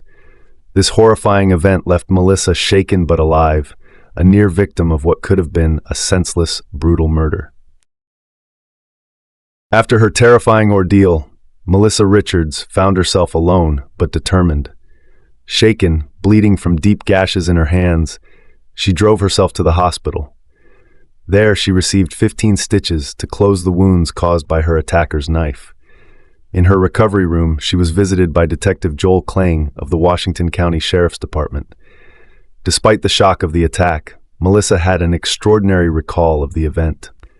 She described her attacker in vivid detail, down to the exact make and model of the vehicle, a Dodge Caravan minivan, likely from the years 2000 to 2002. She provided an impeccable account of both the man and the van, leading Detective Klang to commission a composite sketch of the attacker. Alongside the sketch, a description of the vehicle and the circumstances of the assault were widely circulated in the local media. The hope was that someone in the community would recognize the man or the van. Just a day after the brutal murder of 19-year-old Jesse Blodgett on July 16th, a deputy from the Washington County Sheriff's Department responded to the flyer. He recalled seeing a blue minivan matching the description in the exact same park just weeks before the attack on Melissa. The van had raised his suspicions at the time, as the driver had been acting strangely, so he had run the license plates. However, nothing alarming came up, and the deputy had dismissed the incident. Now, with Melissa's vivid description of the vehicle and the attacker, he retrieved the information he had logged from that day. The registered owner of the van didn't match Melissa's description at all. There was no way they were the same person. But Detective Klang wasn't satisfied with that coincidence. When he dug deeper, he discovered the van's owner had a relative who was a perfect match for the man in Melissa's description. That relative was 19-year-old Daniel Bartelt. On July 16th, while the Blodgett family held a vigil for their daughter Jessie, Detective Klang dialed Daniel Bartelt's number. At the time, Daniel was at the vigil, surrounded by Jessie's closest friends and family, mourning her loss. He had been a frequent visitor at the Blodgett household that summer, collaborating with Jessie on original music projects. As Daniel's phone rang, he quietly excused himself from the circle of grieving loved ones, stepping away to take the call. On the other end of the line, Detective Klang asked Daniel to come to the station to discuss the attack on Melissa Richards. Later that day, Daniel Bartelt arrived at the police station. Although the detectives initially questioned him about the attack on Melissa, they couldn't ignore the glaringly strange fact that Daniel had been at the vigil for Jesse, whose murder remained unsolved, just as he became a suspect in a violent attack that occurred only days earlier. As Daniel sat down for questioning, Detective Klang casually asked why he had been at Jesse's house when he called. Daniel explained that he was very close to Jesse, which was why he had attended the vigil. The detective slowly shifted the conversation to Melissa Richards, and while Daniel denied any involvement, they noticed something significant: cuts on his hands. The detectives pressed him about the injuries. Daniel claimed they were work-related, the result of a screw jutting out while he was moving inventory at an engineering company where he worked. But something about his story felt off. They probed deeper, asking him pointed questions about his job. Eventually, one of the detectives asked, "If I were to call your employer right now, would they confirm that you're still working there?" Daniel hesitated before admitting he had lost his job weeks earlier. His story about the cuts immediately fell apart. He had been lying about how he injured his hands. Sensing they were closing in on the truth, Detective Klang leaned forward and asked, "Daniel, how did you really hurt your hands?" Under pressure, Daniel confessed. He admitted that he had attacked Melissa Richards. He explained that after losing his job, he didn't want his parents to find out, so he had been pretending to go to work each day, leaving the house in the morning and returning in the evening.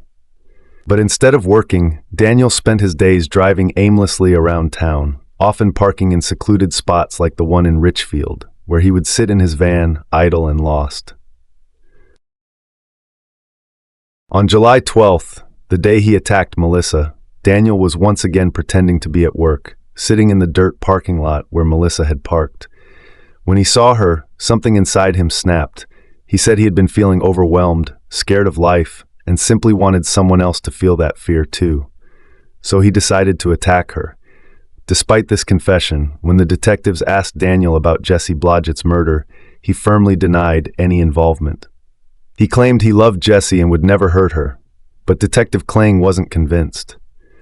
He contacted Detective Thickens of the Hartford Police Department and told him to consider Daniel Bartelt as a suspect in Jesse's murder. It didn't take long for the Hartford detectives to discover that Daniel was lying once again. Daniel Bartelt had been raised in a loving, supportive family. He was a straight-A student, a talented musician, and highly respected by his peers and teachers. By all appearances, he was the kind of person who had everything going for him. But something had gone terribly wrong inside Daniel. In the weeks leading up to the attacks, Daniel had developed a disturbing obsession with violence, death, and murder. His internet search history revealed a dark descent into watching snuff films, graphic, real-life depictions of murder. He had spent hours reading about serial killers, particularly those who targeted women, and shortly before attacking Melissa, Daniel had become fixated on a specific snuff film. It depicted a woman being tied up, assaulted, and strangled, and Daniel watched it over and over. On the day of Melissa's attack, Daniel wasn't just sitting idly in his van. He was waiting for the right moment to recreate the horrors he had consumed online. Melissa had simply been in the wrong place at the wrong time. Evidence recovered from the scene would later confirm this chilling theory. Strong, specialized tape, similar to that used in the snuff film Daniel had watched, had fallen out of his pockets during the attack. 3 days after Daniel Bartelt attacked Melissa Richards on July 15th, he sought to fulfill his dark fantasies once again. This time he planned meticulously. He didn't want to risk his victim fighting back as Melissa had. He needed someone who trusted him implicitly, someone who would allow him inside their home without question. His close friend, 19-year-old Jesse Blodgett.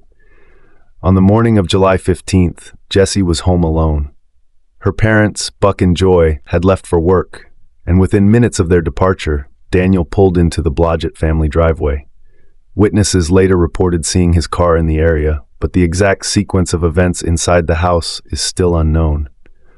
What is clear is that Jessie, feeling secure in the presence of a trusted friend, was completely unprepared for what was about to happen. Daniel entered the house carrying a bag filled with items that made his intentions clear. Ligatures, ropes, zip ties, alcohol wipes, and that same special tape he had used in the attack on Melissa. He made his way to Jesse's bedroom, where it's unclear whether she was awake or still sleeping. Regardless, Daniel wasted no time. He jumped on her, gagged her with a homemade ball gag, and secured it tightly with tape, ensuring that she couldn't make a sound.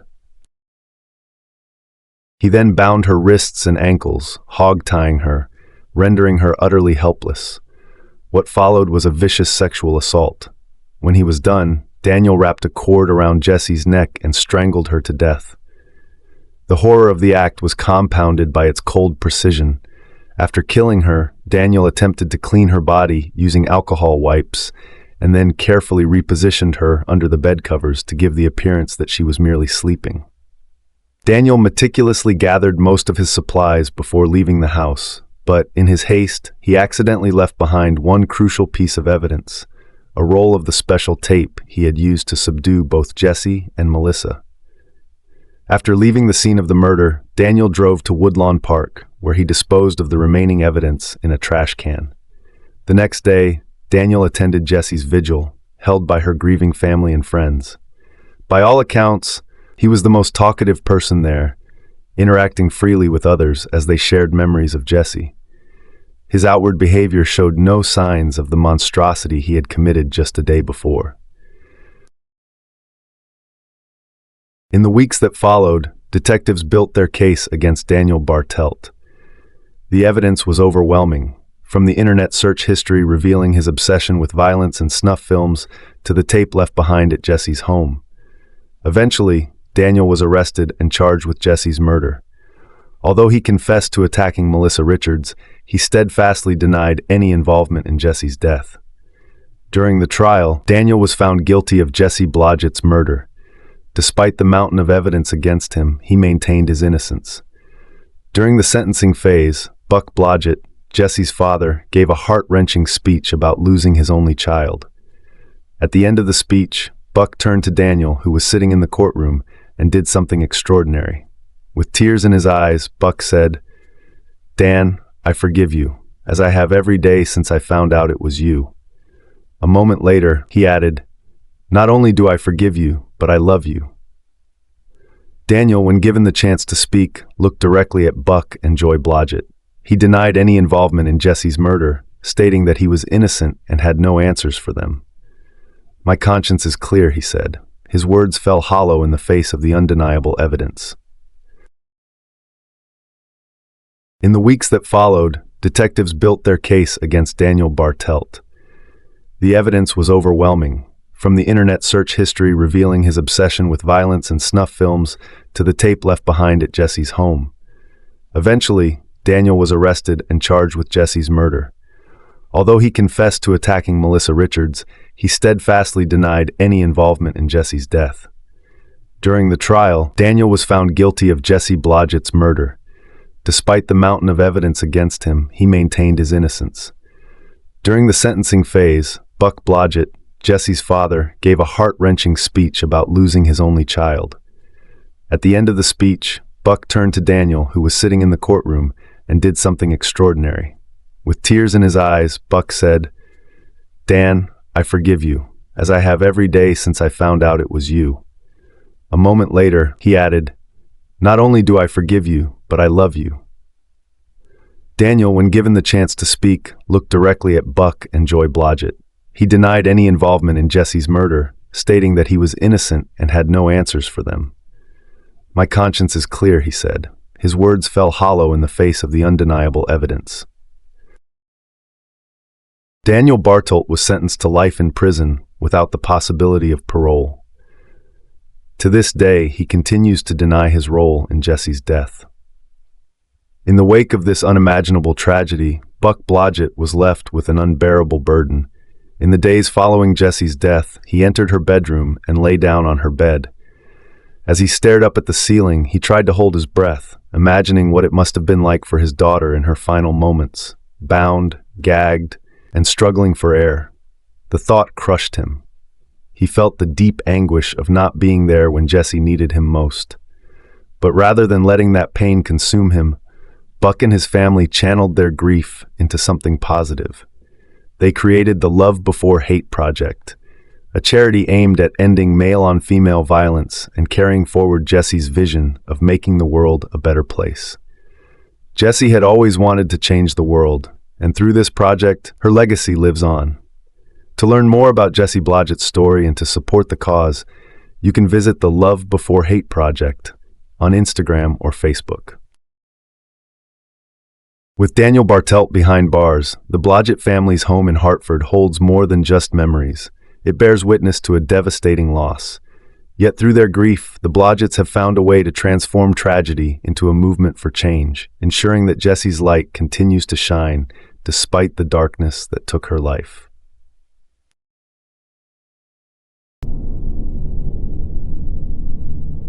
The Cecil Hotel has long been a magnet for the tragic and the macabre. Opened in 1927 as a budget hotel in the heart of downtown Los Angeles, it was once a symbol of aspiration. But somewhere along the line, it became more infamous for its haunting stories than its budget-friendly rooms. The place seemed to attract death and despair, like a black hole pulling in the lost, the desperate, and the broken. Imagine you're walking through its dimly lit hallways, the heavy air thick with the weight of forgotten lives. And as we go down this path, every corner has its own story, some mysterious, some sad, and others downright terrifying. These are the people who met their end or had their lives forever altered inside the walls of the Cecil. Our dark journey begins in 1931. A man named W.K. Norton checks in under an alias, James Willies from Chicago. His stay is short and final. Norton, a Manhattan Beach resident, was found dead in his room after ingesting poison capsules. At just 46, Norton's death marked the start of what would be a long line of suicides tied to the Cecil, and that was just the beginning. Fast forward a year to 1932, when a maid stumbled upon 25-year-old Benjamin Dodich. No note, no explanation, just a self-inflicted gunshot wound to the head. The silence surrounding his death leaves you with an unsettling feeling. Why did he choose the Cecil for his final moments? Then came 1934, and the case of former Army Medical Corps Sergeant Louis D. Borden. At 53, Borden checked into his room, where he would ultimately take his own life by slashing his throat with a razor. His suicide was meticulously planned. He left several notes behind, one citing poor health as his reason. The image of a man methodically preparing to end his own life, surrounded by the chaos of downtown LA, is almost too much to fathom. And it didn't stop there. Just 3 years later, in March 1937, Grace E. Magro plummeted from a 9th-story window. Her fall wasn't completely fatal. Telephone wires broke her fall, wrapping around her body in a grim tangle before she died at a nearby hospital. The question still haunts us. Was it a tragic accident? Or did she jump? The mystery lingers, as does the eerie image of her body, caught and twisted in the wires. Roy Thompson, a 35-year-old U.S. Marine Corps fireman, couldn't escape his fate either. In January 1938, after staying at the Cecil for weeks, he took a final leap from the top floor, landing on a neighboring building's skylight. Thompson's suicide barely made a blip in the headlines, another faceless casualty of despair within these cursed walls. The hotel continued to beckon lost souls. In May 1939, Navy officer Erwin C. Neblett also turned to poison within the confines of his room. Then came the story of teacher Dorothy Seiger in January 1940, who too consumed poison and was reported to be near death. We never learned what happened to her, whether she recovered or joined the long list of the dead. In 1947, the most infamous murder case Los Angeles has ever seen, the Black Dahlia. Elizabeth Short, a young, aspiring actress with dreams bigger than her reality, became the focus of a brutal murder that still haunts the city to this day.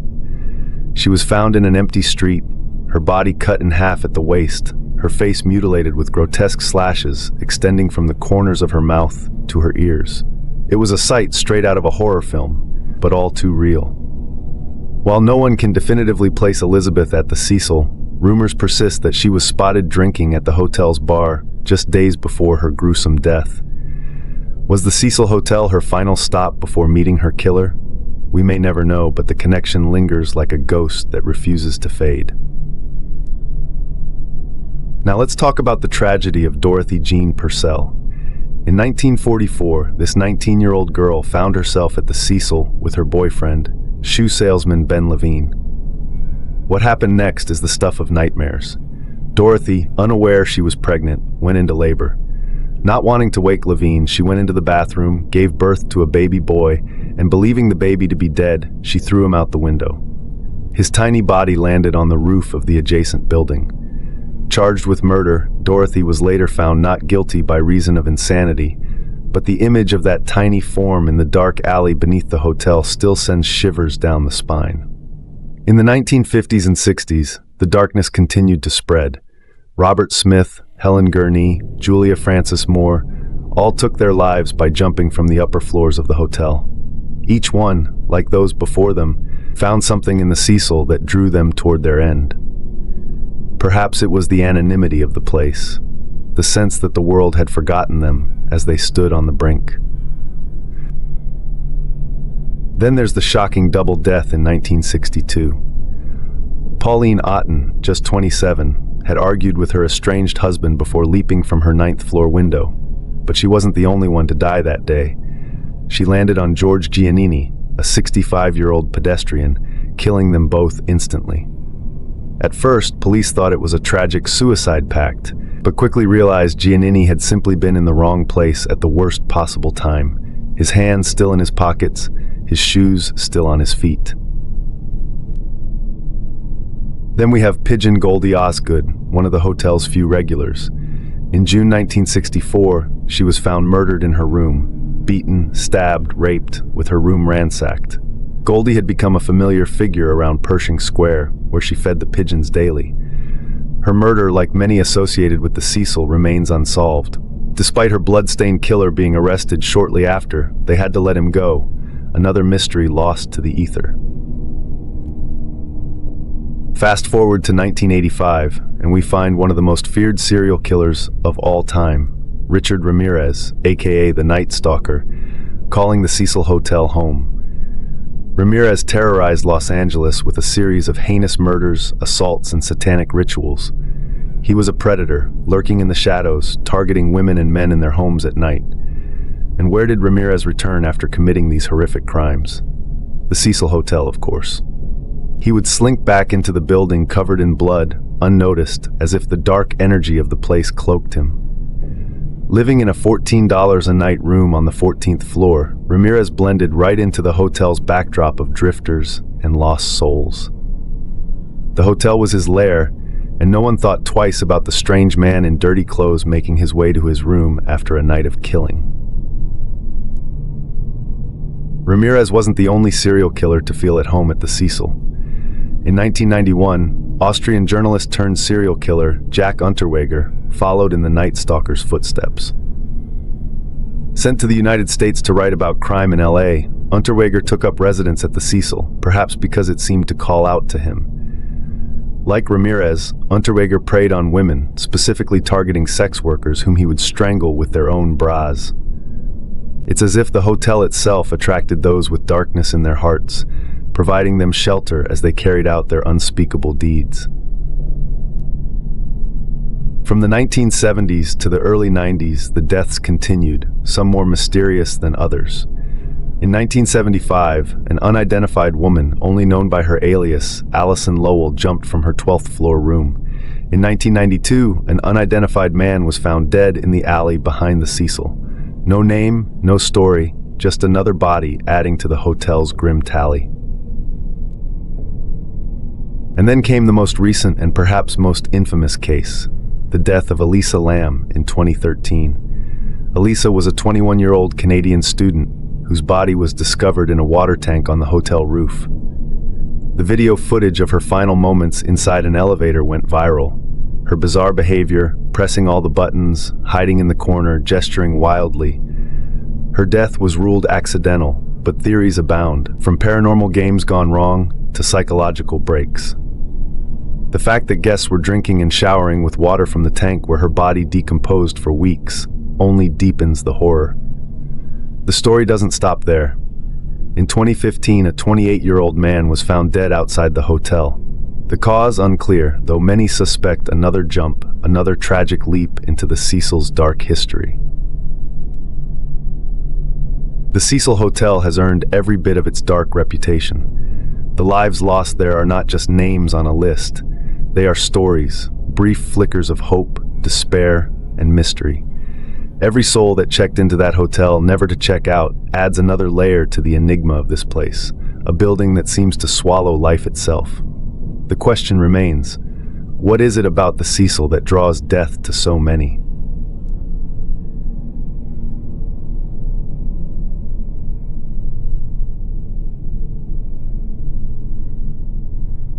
So this next story is about the murder of Mike Malloy, the man who wouldn't die, also dubbed Iron Mike, way before Mike Tyson was even a household name as we know it today. Remember the cartoons you saw as a child where one character is the oblivious target and survivor of another's constant scheming?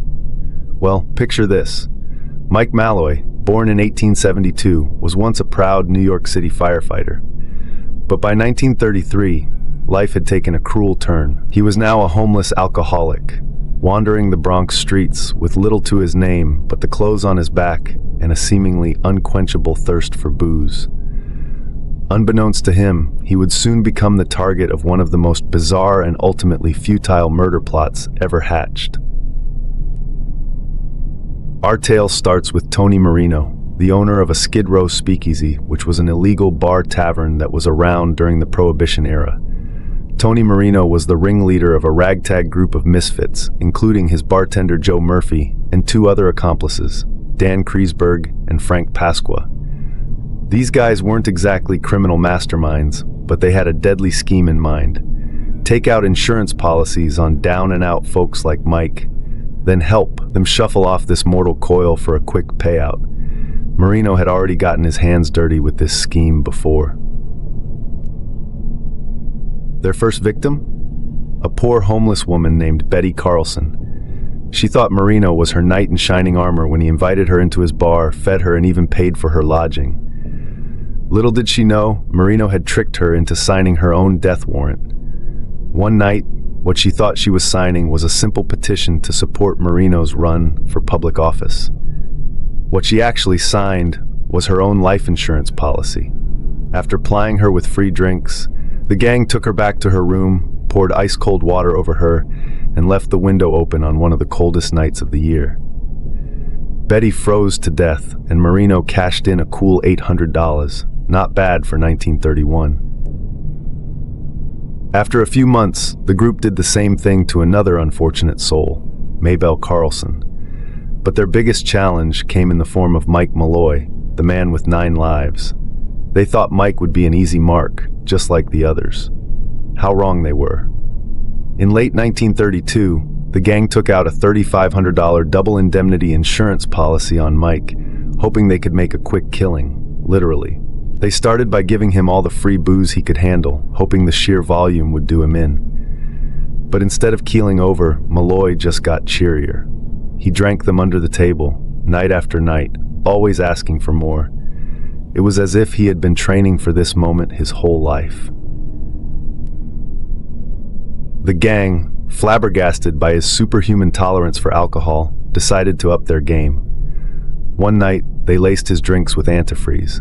Surely this would be the end of old Mike, right? Wrong. Mike guzzled it down like it was top-shelf whiskey. He even complimented them on their new drink. Night after night, they increased the dosage. Antifreeze, then turpentine, then horse liniment mixed with rat poison. But Mike, he just kept coming back for more, with a grin on his face and a spring in his step. At this point, the gang probably felt like they were living in that slapstick cartoon, watching their indestructible target bounce back from each increasingly absurd murder attempt. If you squint, you can almost see them standing there, scratching their heads in disbelief, eyes bulging and steam coming out of their ears. Frustrated, they finally decided to offer him food. One night they gave him raw oysters. They had soaked the oysters in wood alcohol. Mike downed 2 dozen in one gulp and said, "You know, Tony, you ought to open a restaurant. You know, first-class food." They kept up the oysters and finally gave him rotten sardines. Malloy kept coming back and always asked for that new drink, which of course was just a higher dose of antifreeze. The gang was beyond desperate. They knew that another death like the first two might draw suspicion. But by now, between the drinks, chemicals, and food, Tony was losing a lot of money. So they got Mike very drunk, took him to Claremont Park, stripped him, poured water over him, and left him on a snowbank. Mike didn't come back to the bar the next day. They scanned the newspapers hoping to find out about this man's passing. But there was no report of a man found dead in a park. A few days later, Mike came in, happy, with new clothes. He laughed at how he got so drunk at the bar that he wandered into the park and must have stripped off. The police picked him up, and after letting him sleep it off, they contacted a charity that gave him new clothes. They looked at him dumbfounded. What is it going to take to kill this man, they thought. Fed up, the men decided to bring in outside help. They located a cab driver who had a criminal record, and one night all three dragged a drunken Malloy onto the intersection of Gun Hill Road and Baychester Avenue. They held Mike up while the taxi driver sped toward them. They jumped out of the way at the last second, and Mike was knocked off the road. Thanking the cabbie, they promised to pay him from the insurance proceeds. Over the next few days, there was no sign of Malloy. Once again, there was nothing in the newspapers. So they started visiting morgues and even called hospitals. But nothing.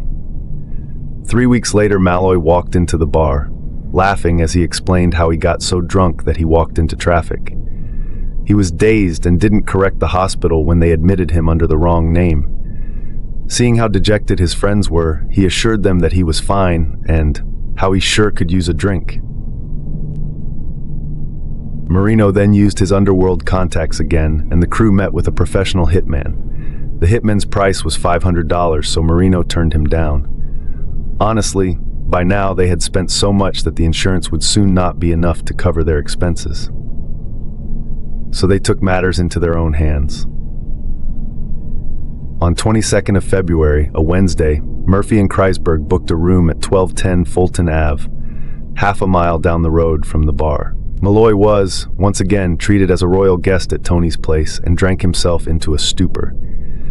Seeing their opportunity, Murphy and Kreisberg brought him down 3rd Avenue to the room. They threw him on the bed, unhooked the tube from the gas light in the room, put one end in his mouth, and switched it on.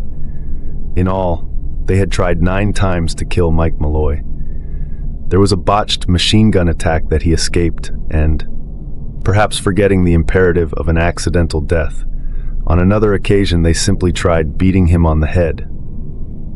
Between all the free booze, free food, payoffs, and planning, the gang spent $1,875 trying to cash in on a $3,500 insurance, split 5 ways, by one estimate. But on the 10th attempt, with a tube pumping carbon monoxide into his system, Iron Mike didn't stand a chance. He was dead in 20 minutes. The next morning, a Dr. Frank Manzella came to the room. For a $100 fee, he signed a death certificate for Mike Malloy, citing lobar pneumonia as the cause of death. Manzella also falsely claimed that Malloy had been to his doctor's office in Harlem twice before his death, complaining of gripe, which he listed as a contributory cause of death, along with acute bronchitis. Unfortunately for the killers, too many people were involved. Furthermore, the predominantly Irish neighborhood and the Irish cops who patrolled it were surprised that a good Irishman died and didn't have a wake. They asked why. Meanwhile, people were talking. One night, the taxi driver got drunk and complained loudly that he was paid to hit someone with his cab, but wasn't paid enough to cover the bodywork on his car. An informant in the mob also heard about a top hitman griping about 4 pikers who wasted his time. It took weeks to connect all the dots, but soon the cabbie, the hitman, and later the doctor were all delighted to talk in exchange for plea deals. In 1934, Marino and his gang all died by electrocution. Mike Malloy, the man who simply wouldn't die, finally had his justice.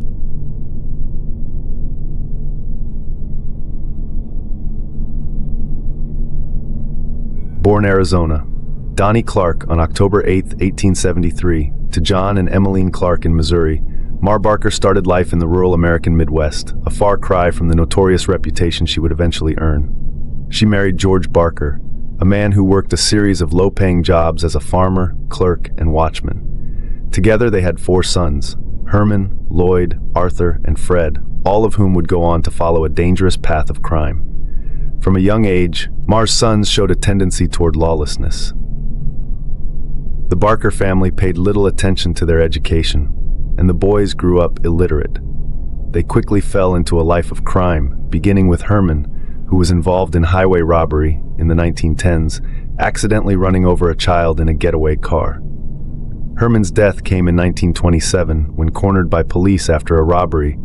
Herman shot and killed the police officer at point-blank range in the mouth before turning the gun on himself to avoid prosecution. By 1928, the Barker family had fully descended into a life of crime and violence. Lloyd was imprisoned at Leavenworth, Arthur was incarcerated in Oklahoma, and Fred was serving time in Kansas. Their father, George, left the family, unable to cope with the mounting tension. He and Mar often clashed over their sons. George refused to support their criminal activities, but Mar stood by them no matter what. Her love for her boys was fierce, and even as they drifted deeper into lawlessness, she remained their protector and defender. Mar's loyalty was unshakable, and when her son Fred was released from prison in 1931, she found herself pulled into the heart of his criminal empire. Fred teamed up with Alvin Karpis, another hardened criminal and Fred's former cellmate, and together they formed the infamous Barker-Karpis gang. The gang committed a series of robberies and quickly gained notoriety, with Mar always nearby, acting as their supporter and often hiding out with them. Their criminal exploits forced them to flee from state to state, but it was in St. Paul, Minnesota, where the Barker-Karpis gang found a true safe haven, a city where criminals like them were not just tolerated, but protected. You see, during the early 1930s, St. Paul had become an infamous hub for organized crime. The city had developed a reputation as a place where outlaws, gangsters, and wanted men could live without fear of arrest. And that was all thanks to an arrangement between the city's corrupt politicians and its top law enforcement. Police Chief Tom Brown, along with other officials, they orchestrated a system known as the O'Connor Layover Agreement. This deal, initiated by Chief of Police John O'Connor in the early 1900s, would essentially grant immunity to criminals as long as they followed 3 simple rules. They had to check in with the police upon arrival, refrain from committing crimes within the city limits, and pay a hefty bribe. In exchange, the police and politicians turned a blind eye to their activities. This meant criminals like Al Capone, John Dillinger, and Babyface Nelson all passed through St. Paul, often staying for extended periods.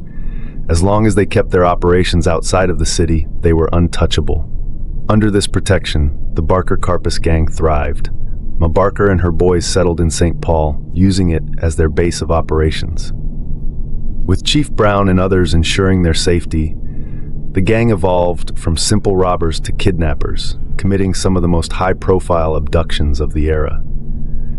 Their first major kidnapping was that of William Ham, a wealthy brewery owner, for whom they demanded and received a $100,000 ransom. They followed this up by kidnapping Edward Bremer, a prominent banker, securing an even larger ransom of $200,000. Both kidnappings solidified the Barker-Karpis gang as one of the most notorious criminal outfits in America. For Mar Barker, this life of crime wasn't just about money. It was about her undying loyalty to her sons. She loved them fiercely, and if they were going to live on the wrong side of the law, she would be there with them. Though she never masterminded the crimes herself, Mar's role in the gang was central. She provided them with shelter, supported them emotionally, and offered guidance, always by their side, encouraging their exploits. But by 1934, the gang's luck began to run out. The FBI, now fully aware of their activities, started closing in. Chief Brown's protection faltered, and he was eventually demoted for his involvement with the gang, though he managed to avoid any formal charges.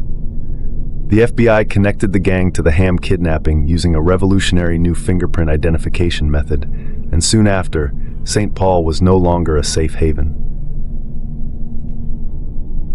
With Chief of Police Tom Brown out of the picture now, the Barker Karpus gang fled the city, relocating to various hideouts across the Midwest. They tried to launder their ransom money in Chicago, but the noose was tightening around them. In January 1935, Arthur Barker was arrested in Chicago, and the police found a map in his possession that led to the gang's final hideout in Ocklawaha, Florida. The ensuing hours-long shootout drew onlookers from nearby towns. Some even brought picnics to watch the spectacle unfold. In the end, both Mar and Fred were found dead inside the house. Fred's body was riddled with bullets, while Mar lay with a single fatal gunshot wound. Some claimed she died fighting. Others believed she was just a mother caught in the crossfire of her son's crimes. In death, Mar Barker's reputation only grew. Public fascination with her role as the matriarch of a violent criminal gang led to her being portrayed as a ruthless mastermind, someone who had orchestrated and controlled her son's every move. Though FBI Director J. Edgar Hoover labeled her as the most dangerous woman in America, those who knew her claimed this portrayal was exaggerated. To them, Mar Barker wasn't a criminal genius. She was simply a mother who had stood by her boys no matter what.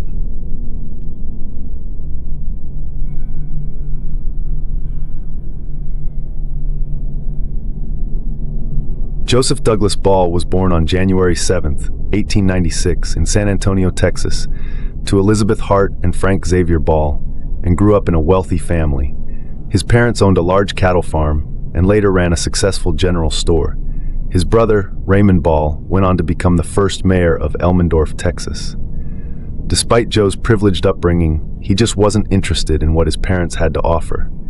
Joe, also known by his nickname, the Alligator Man, and later the more sinister nickname, the Butcher of Elmendorf. Joe's life took a turn after serving on the front lines in Europe during World War I. Returning home, he entered the world of bootlegging, selling illegal alcohol during Prohibition. Operating from his bedroom, clients would say Joe hardly looked up from whichever young woman was in his bed at the time. Standing over 6 feet tall, with a strong muscular build, Joe was a big guy, someone people instinctively feared. His intimidating nature was well known. One neighbor, terrified after a run-in with Joe, packed up his family and moved to California before he even sold up. Joe's third wife also fled to California, claiming she was afraid for her life. In the late 1920s, once Prohibition ended, Joe opened a saloon called the Sociable Inn in Elmendorf. The saloon attracted a steady stream of young women, mostly waitresses and barmaids, many of whom found their way into Joe's bed. Some even became his wives, though these relationships would finish as quickly as they started. One by one, they would vanish, and no one seemed to question their disappearances. On the property behind his saloon, Joe built a cement pond for his 5 pet alligators. He turned it into an attraction, even charging locals to watch the alligators, particularly during feeding time, when the animals were fed live cats and dogs. Joe's cruelty was no secret, but few dared confront him. One neighbor, who complained about a foul smell coming from a rain barrel near the alligator pond, was met with such terror that he never spoke to Joe again. Even the police were wary. When an officer casually asked Joe why his waitresses kept disappearing, Joe responded by pulling a gun, pressing it to the officer's face, and threatening to kill him. The matter was never pursued further. By 1938, the community could no longer ignore the strange occurrences around Joe's saloon. When 22-year-old Hazel Brown, one of Joe's waitresses, and his lover went missing, her family reported her disappearance to the police.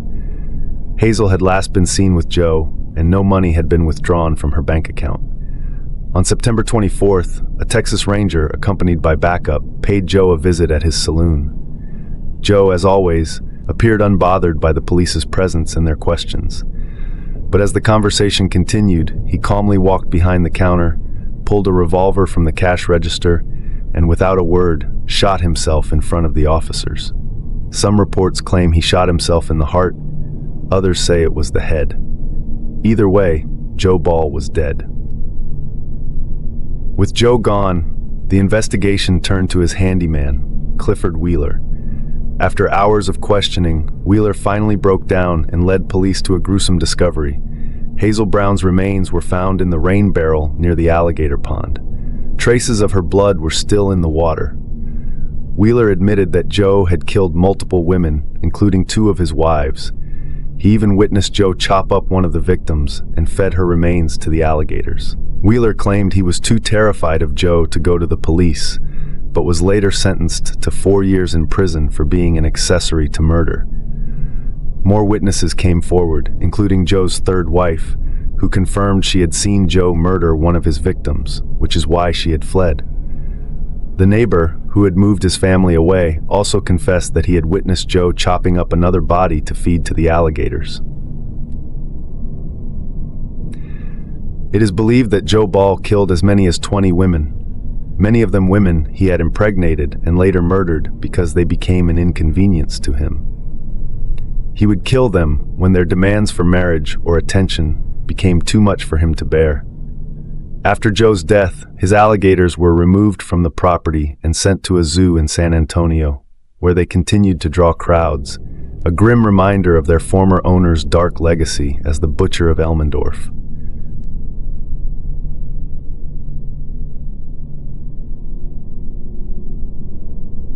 Welcome, fellow thrill seekers, to our Halloween special. Did you know Halloween night has one of the highest crime rates of any night of the year? Sure, for most of us, it's all about the candy, costumes, and harmless pranks. But for some, Halloween turns into something a little more sinister. Picture this: mischievous pranksters swapping yard decorations, teenagers TPing houses like it's an Olympic sport, and the occasional accident involving way too much fake blood in the wrong place at the wrong time.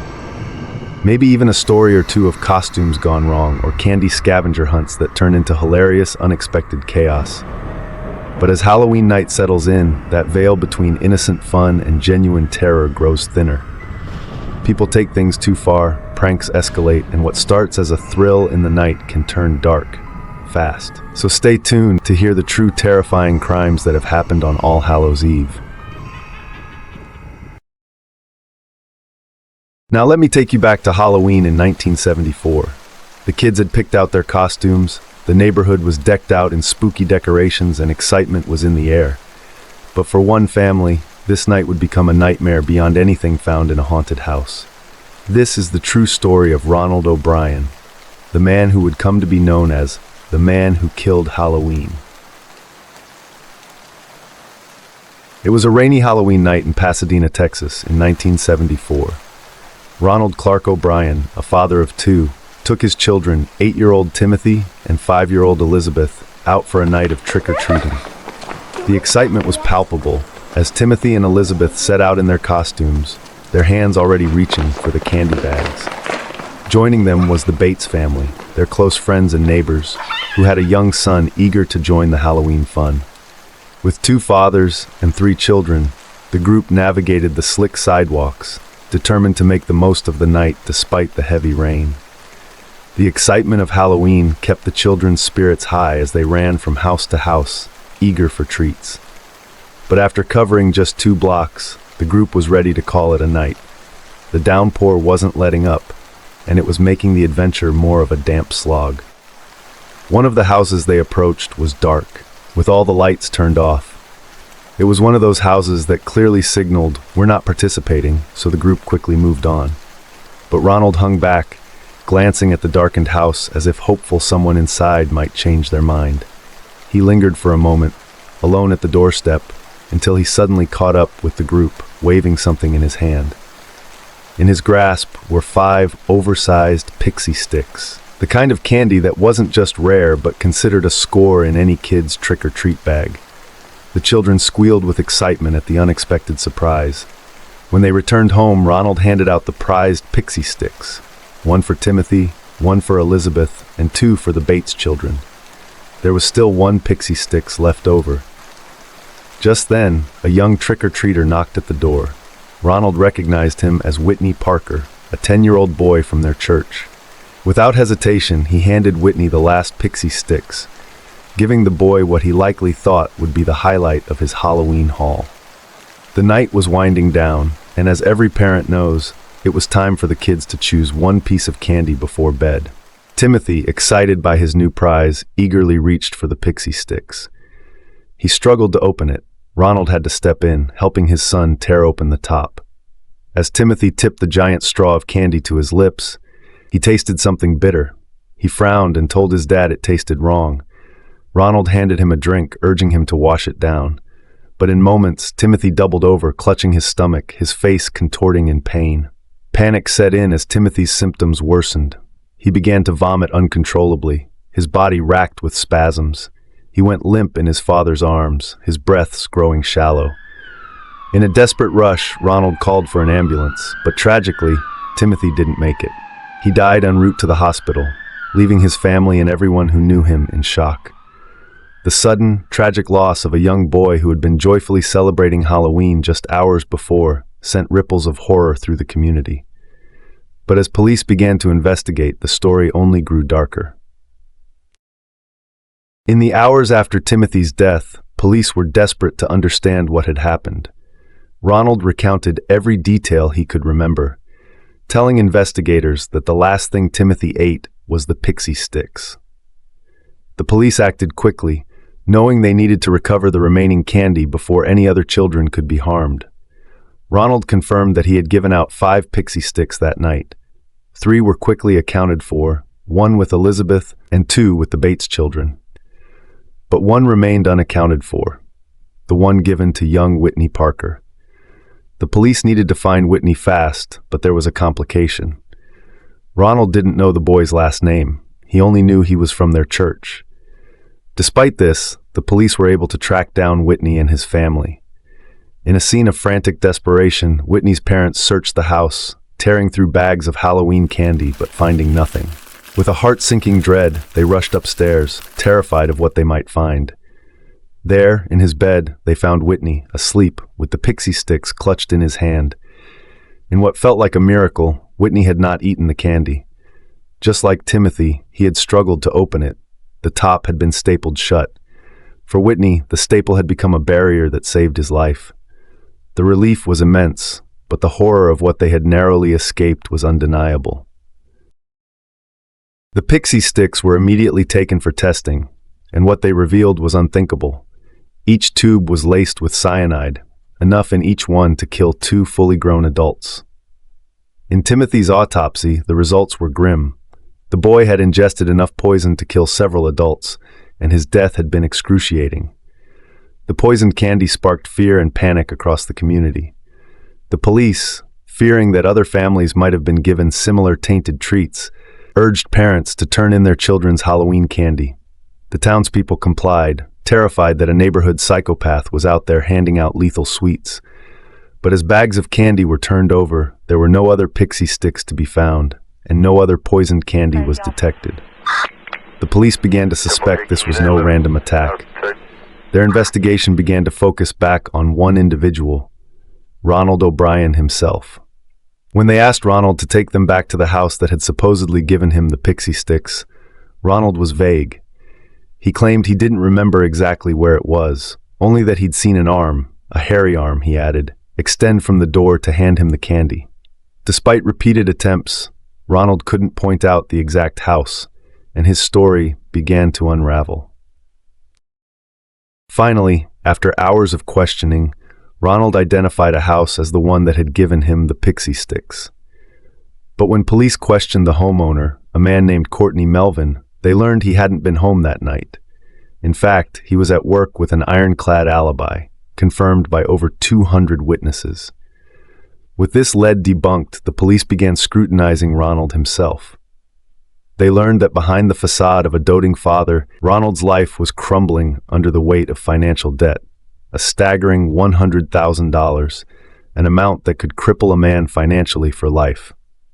It wasn't long before investigators uncovered a disturbing trail of evidence. In the months leading up to Halloween, Ronald had taken out life insurance policies on both Timothy and Elizabeth. He started modestly in January with $10,000 for each child. But in October, mere weeks before Halloween, he significantly increased the policy amounts, adding another $20,000 to each policy. The reason? Ronald allegedly told friends and co-workers he was expecting a financial windfall soon, enough that he could quit his job as an optician and live comfortably. The pieces were starting to come together, and what they painted was a deeply unsettling picture of a man who would go to any lengths to escape his problems, even if it meant sacrificing his own children. The investigation took a chilling turn when witnesses came forward to reveal Ronald's peculiar interest in cyanide. He had reportedly asked a colleague where he could purchase cyanide and how much of it would be fatal. His reason, he claimed, was that he needed it for cleaning glass frames as part of his job. But this excuse rang hollow. Cyanide hadn't been used in optical work for decades. When police searched Ronald's home, they found a pair of scissors with traces of a waxy substance that matched the remnants found in the Pixie Stix tubes. This crucial discovery tied Ronald directly to the poison, confirming that he had tampered with the candy himself. Ronald O'Brien was arrested on November 5, 1974, and charged with the murder of his son Timothy, along with 4 counts of attempted murder.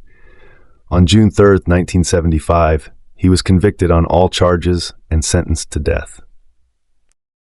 Ronald's life on death row was anything but peaceful. Despised by fellow inmates, he lived under constant threat, reviled for his crime. He maintained his innocence, refusing to admit any involvement in Timothy's death. Meanwhile, his wife divorced him and moved on with her life, eventually remarrying and finding happiness again. His daughter, Elizabeth, was adopted by her stepfather and given the chance to escape her tragic past. 3 execution dates came and went, delayed each time by appeals and stays. But on March 31, 1984, Ronald O'Brien was finally executed by lethal injection. In his last statement, he offered no apologies or mention of Timothy, no words for his daughter Elizabeth. He only criticized the justice system, insisting he was an innocent man caught in a nightmare of circumstance. Outside the prison, a crowd of about 300 gathered. As anti-execution protesters stood on one side, others chanted, "Trick or treat," throwing candy at them, a grim reminder of the crime that had brought them all there. Ronald's crime has left a lasting legacy.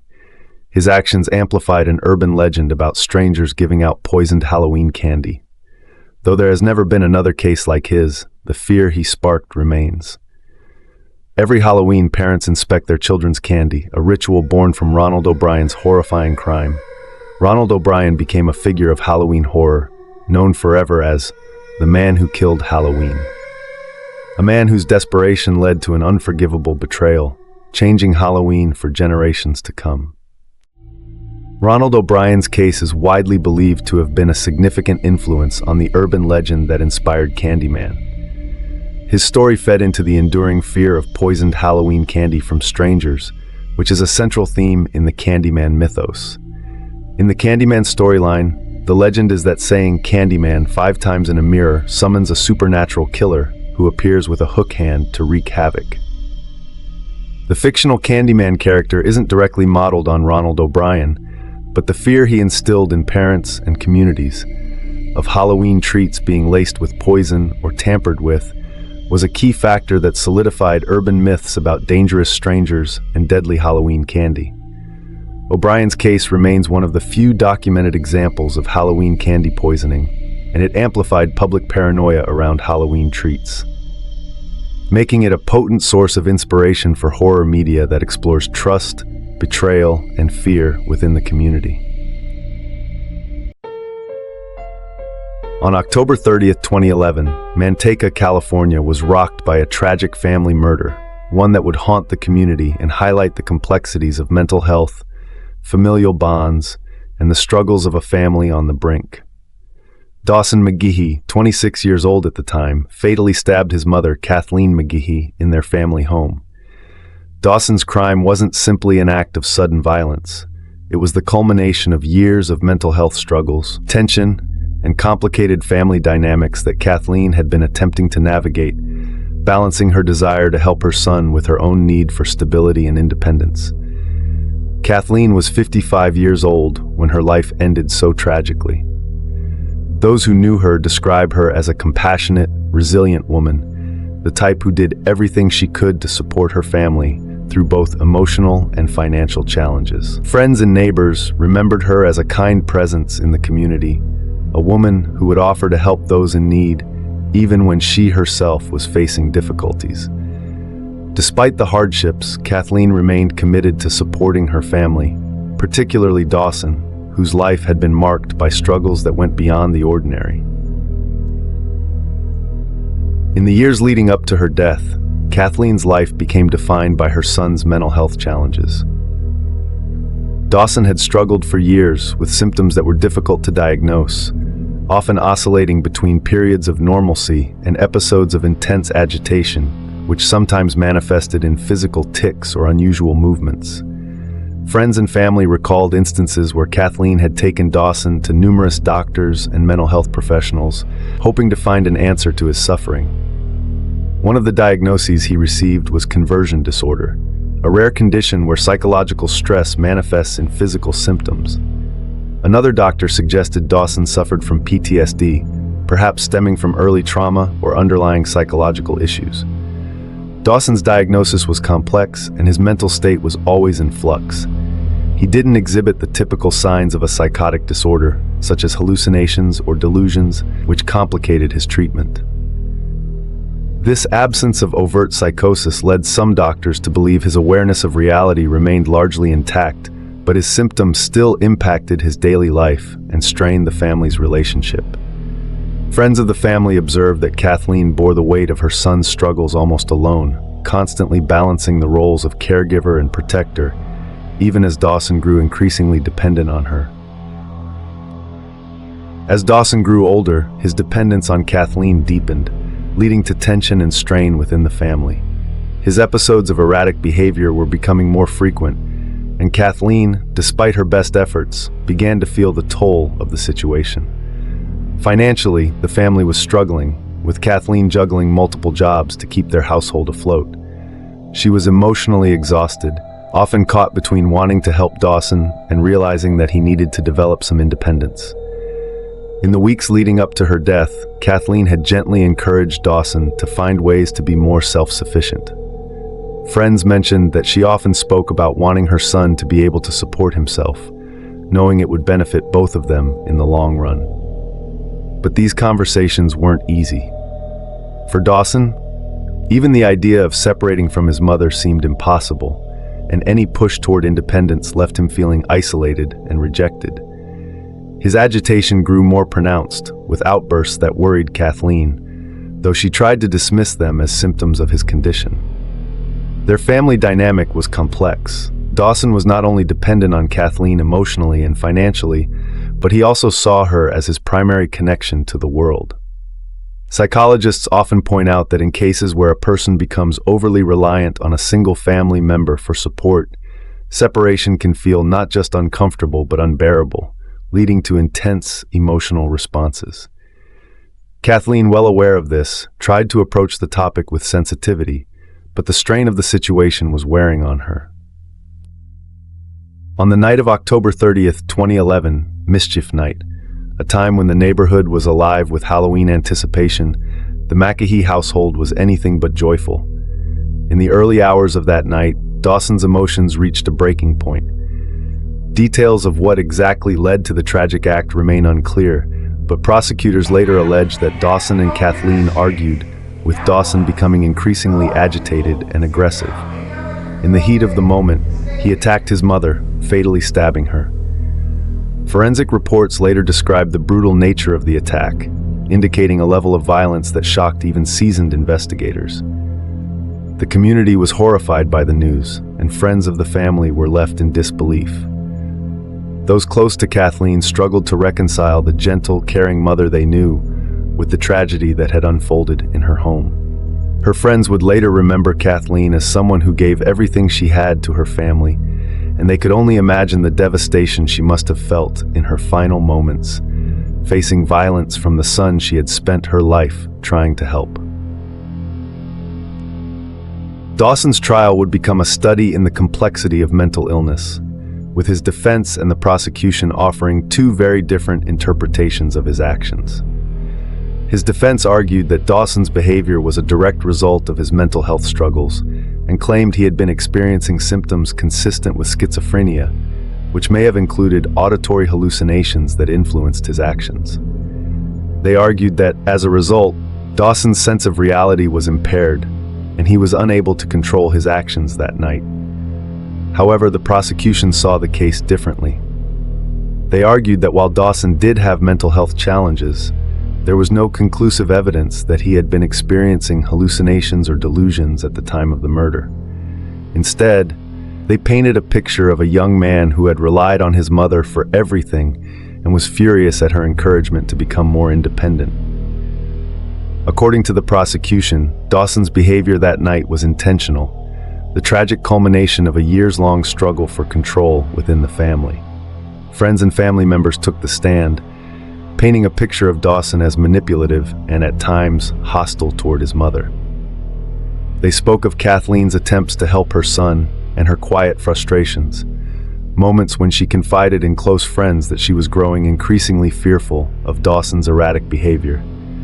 The trial was contentious, with expert witnesses from both sides debating Dawson's mental state. Testimony from a psychiatrist revealed that while Dawson's behavior did not meet the criteria for schizophrenia, it also pointed to the difficulty of diagnosing mental health disorders in cases where symptoms don't fit neatly into one category. This lack of clarity left the jury with a difficult decision. After a drawn-out trial and extensive deliberations, the jury found Dawson McAhee guilty of second-degree murder in 2013. He was sentenced to 15 years to life in prison, with his defense team appealing the decision almost immediately. Dawson was sent to Mule Creek State Prison, where he continued to receive treatment for his mental health issues. The sentence brought some relief to Kathleen's friends and extended family, who felt justice had been served, but it also left them questioning how things could have gone so wrong for a family that had once seemed like any other. Many people who had known Kathleen described their feelings of guilt, wondering if they could have done something to prevent her death or help Dawson in a way that would have made a difference. The haunting question of "what if?" lingered among those who had witnessed the unraveling of the McAhee family from the sidelines. Dawson's case has since become an example for mental health advocates who argue for better resources and intervention for families dealing with severe mental health issues. In interviews, some of Kathleen's friends expressed anger at the mental health system, questioning whether her death might have been prevented if Dawson had received more consistent, effective treatment. In 2024, Dawson became eligible for parole, sparking a wave of mixed emotions among Kathleen's loved ones and those who remembered the case.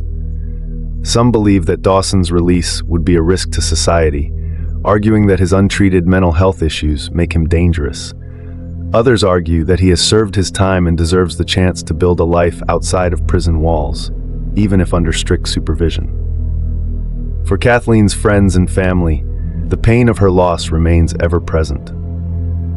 Many believe that her story highlights the need for mental health support systems that extend beyond mere diagnosis, encompassing long-term treatment and support for both patients and their families. Kathleen's legacy is one of kindness and resilience, remembered by those who knew her as a loving mother who did everything she could for her son. Her tragic death and Dawson's life behind bars serve as a sobering reminder of the impact that untreated mental health issues can have, not just on individuals, but on entire families.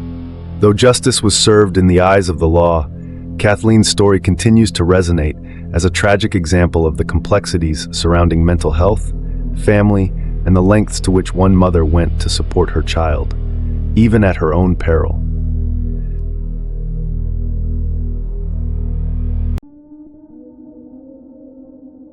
This is the tragic story of Shauna Howe, a bright, kind-hearted 12-year-old whose life was cruelly cut short on Halloween night in 1992. In the quiet town of Oil City, Pennsylvania, a place where families knew one another and children roamed freely, the horror of that night left scars that linger to this day.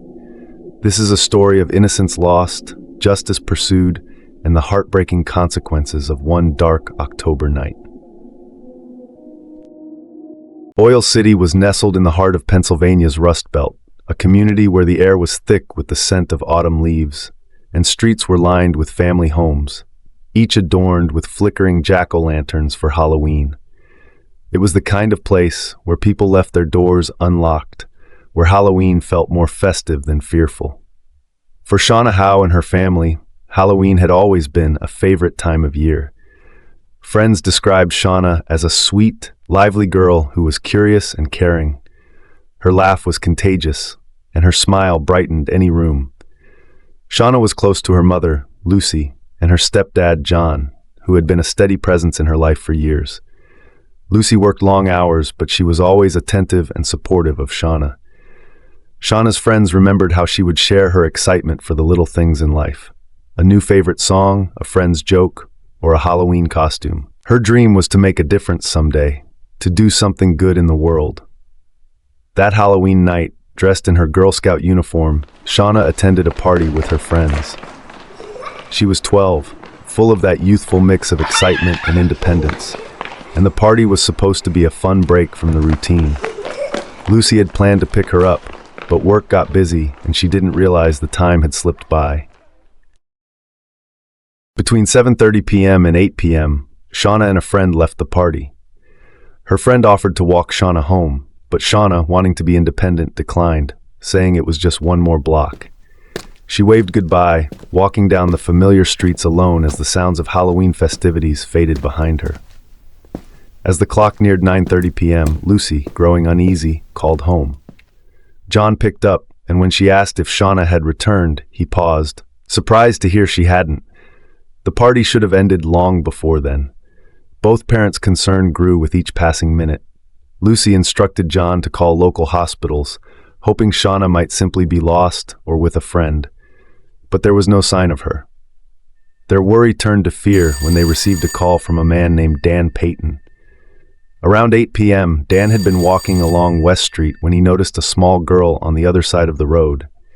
He saw her, dressed in her Girl Scout uniform, walking alone. Just then, he noticed a tall, thin man in a baseball cap following her. In an instant, the peaceful Halloween scene shattered. Dan heard a short, sharp scream, and he saw the man force Shauna into a small red car before speeding away. Without a cell phone, Dan ran door to door, pounding on doors, begging for someone to call the police. His urgent efforts were too late.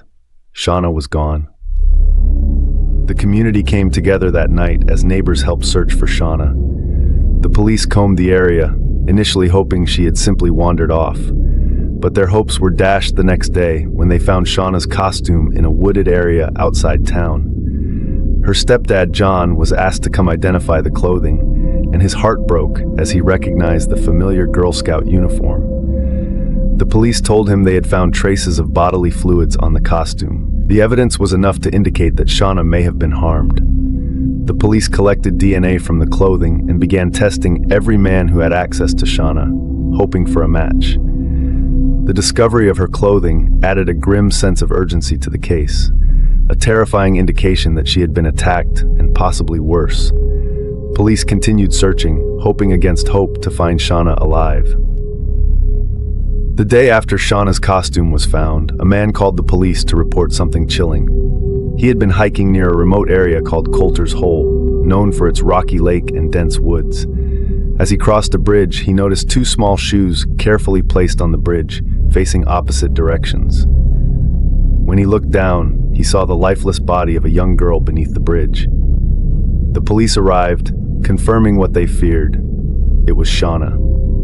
The way her shoes were arranged seemed like a taunt from her killers, as if they had intentionally left them to mock the police. Officers felt a haunting sense of rage and sorrow. Shauna's family was devastated, left with a hole that would never fully heal. To add to the horror, the police realized that Shauna's body hadn't been there during their search the day before. Her killers had likely returned in the dead of night, knowing the police had cleared the area, to dispose of her body and leave the ominous clue on the bridge. The police began investigating every potential lead, testing men who had access to Shauna and questioning anyone who may have seen her that night. They even looked at her stepdad, John, and her uncles, but no one's DNA was a match. Frustrated, They turned to other leads and remembered a witness statement from Dan Payton, who described the kidnapper as a tall, thin man in a baseball cap driving a small red car. Ted Walker, a man known to work at a local pizza shop where Shauna and her friends often visited, quickly became a person of interest.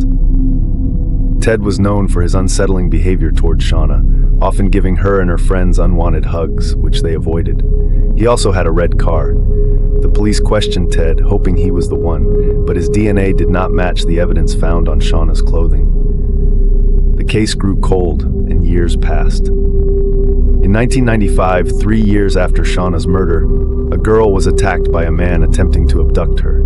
She managed to escape, battered and bruised, but not broken. She identified her attacker as Jim O'Brien, a man with a violent criminal history and a reputation as a sexual predator. Police immediately took Jim into custody, but they soon discovered that Jim and his brother, Tim O'Brien, had alibis. They were supposedly in jail the night Shauna disappeared. However, in a later check, police found a discrepancy. The O'Briens had been bailed out just days before Shauna went missing, casting them back into suspicion. In 1998, 6 years after Shauna's murder, investigators re-examined evidence with fresh eyes. They noticed a mark on her cheek that appeared to be a shoe print, a detail shockingly absent from the original autopsy report. Consulting a forensic expert, they confirmed the print, indicating she may have been subdued by multiple people. The police revisited old leads, including Ted Walker and the O'Brien brothers. They uncovered that a red car matching the description given by Dan had been set on fire shortly after Shauna's murder, belonging to none other than Ted Walker. With Ted fitting the description and being close with the O'Brien brothers, suspicion mounted. Police finally had the DNA sample retested using advanced methods. The results confirmed Jim O'Brien as a match. Jim was already in prison for another crime, but his brother Tim and Ted Walker were still at large. Investigators picked up Ted as an accessory, and during questioning, he finally confessed. He admitted that he and the O'Brien brothers had abducted Shauna.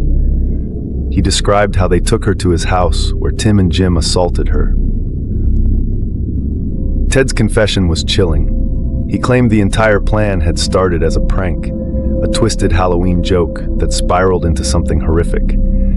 He described how they took her to Coulter's Hole, left her body beneath the bridge, and purposefully placed her shoes as a final taunt to authorities. The police believed they intended to leave Shauna alive, but as events took a darker turn, she was tragically killed.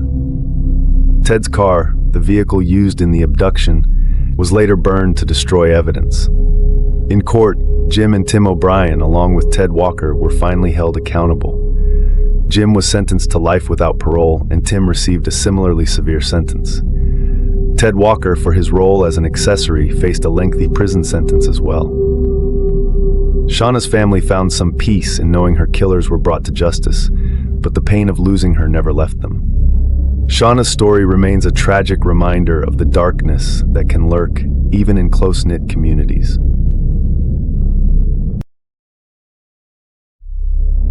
In the quiet, privileged community of Belhaven, Connecticut, a gruesome crime shattered the peace on Halloween Eve in 1975.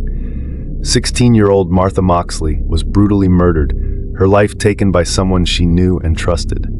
This case, surrounded by the wealth and influence of the Skakel family and their Kennedy ties, would go unsolved for decades, leaving the Moxley family in a haunting search for justice. This is the story of Martha Moxley, of innocence lost, secrets hidden, and a family left with unanswered questions. Martha Elizabeth Moxley was a vibrant, friendly 16-year-old with a warm smile and a bright future ahead of her. Born in California, Martha was the youngest child of Dorothy and David Moxley. Her family moved to Greenwich, Connecticut for David's job, settling into Belhaven, an affluent neighborhood known for its sprawling estates, close-knit community, and prominent residents. Friends described Martha as a social, outgoing girl who was quick to make friends and enjoyed being around people. She was intelligent and had a lively sense of humor. She loved sports, especially tennis and figure skating, and was well liked at Greenwich High School. Dorothy Moxley would later describe her daughter as full of life and energy, someone who could brighten any room she entered. That October, Martha had been grounded for a minor rule-breaking incident. Eager to be part of the mischief night fun, she begged her mother to let her go out with her friends for just a little while. Reluctantly, Dorothy agreed, telling Martha to be home by curfew. That moment, Dorothy's decision to allow her daughter out for a night of harmless fun would later become a point of profound regret for her. October 30th, 1975, known locally as Mischief Night, was a time for harmless pranks, toilet papering trees, and Halloween excitement. Martha was planning to meet up with friends in the neighborhood, including Thomas and Michael Skakel, whose family lived just down the street. The Skakels were cousins of the Kennedy family, bringing a layer of fame and influence to the neighborhood. Their wealth and high-profile connections afforded them a level of privilege and attention that few families could claim. The Skakel family had long been intertwined with the Kennedys. The boys' aunt, Ethel Skakel, was married to Robert F. Kennedy, and the Skakels often mingled with America's most prominent political dynasty. However, the family was also known for turbulent behavior. The boys' father, Rushton Skakel, was often absent, leaving the household in a state of permissive freedom. Without a mother figure, and with their father frequently away, the Skakel children were largely left to their own devices, leading to rumors of reckless and at times violent behavior. That night, Martha spent time at the Skakel residence, where she was last seen around 9:30 p.m. Reports indicated she had been socializing with Thomas, known as Tommy, who was 17, and his younger brother Michael, then 15. Tommy had shown a particular interest in Martha, and though it seemed innocent to some, others believed he may have had deeper feelings for her. The evening had the feeling of typical teenage fun, with laughter and harmless flirtation. But at some point, something went terribly wrong. By 10 p.m., Dorothy Moxley began to worry. Martha wasn't home yet, and she'd never missed curfew before. As midnight approached and there was still no sign of her, Dorothy's concern turned to panic. She and her husband David frantically called friends, neighbors, and even began searching the nearby streets, hoping to find her on her way home. The next morning, October 31st, Martha's body was found on the Moxley property. She had been brutally attacked, her body left beneath a large tree in her yard. The weapon, a 6-iron golf club, was found in pieces nearby, shattered from the force of the attack. It was determined that the golf club belonged to the Skakel family. The killer had used the club to beat Martha repeatedly and had left her partially unclothed, though evidence showed no signs of sexual assault. The discovery was a devastating shock to the Moxley family and to the Bellhaven community, a place where crime seemed unthinkable. For Dorothy Moxley, the guilt of letting Martha go out that night weighed heavily. She would later describe those moments of hope, waiting for her daughter to walk through the door, only to be confronted with the worst kind of heartbreak. In an interview years later, Dorothy spoke of the emptiness that took hold of her life, the pain of a future lost, and the cruelty of a crime that seemed to lack any reason. The investigation into Martha's murder quickly became a top priority for local authorities. The golf club, traced back to the Skakel home, led police to question Thomas and Michael Skakel. Both boys gave statements about their whereabouts that night. Tommy, who had been last seen with Martha, claimed they had parted ways around 9:30 p.m., but his story raised suspicions. There were rumors that he had a romantic interest in Martha and had been upset when she didn't reciprocate his feelings. Meanwhile, Michael, though younger, was known for his impulsive and troubled behavior. However, his family insisted he had been away from the house, and the initial investigation did not focus on him as heavily.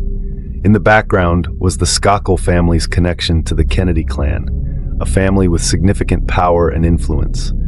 For some, this connection raised questions about whether the investigation was truly impartial, while others wondered if the Skakels were shielding each other. Despite their attempts to interview the Skakel brothers and search for physical evidence, the investigation reached a dead end. Without witnesses or a confession, the case grew cold.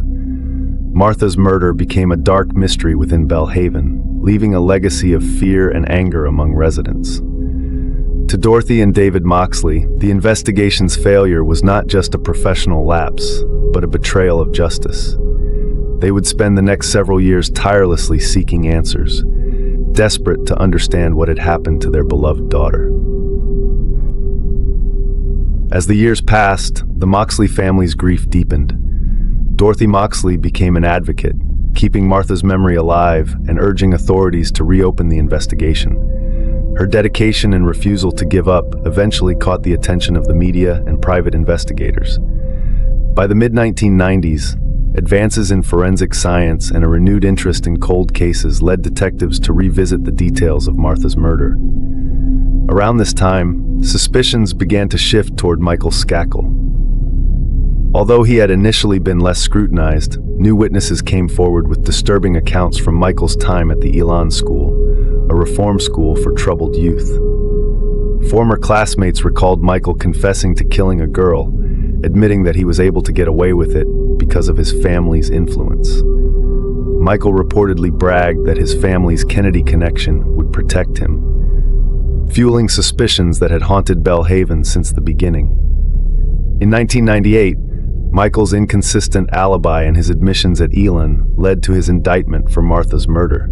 The Skakel family's ties to the Kennedys brought significant attention to the case, with some speculating that the Kennedy family's influence had complicated the investigation from the start.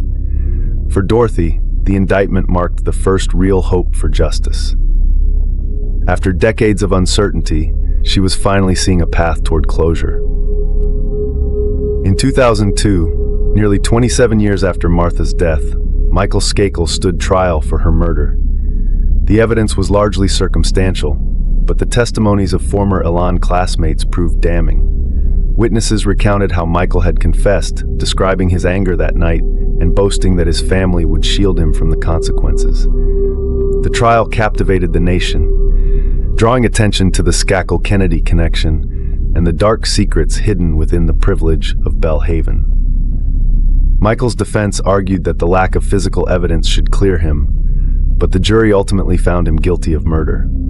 He was sentenced to 20 years to life, bringing a sense of justice to the Moxley family. For Dorothy, the verdict brought a sense of relief, though the pain of losing her daughter would never fully fade.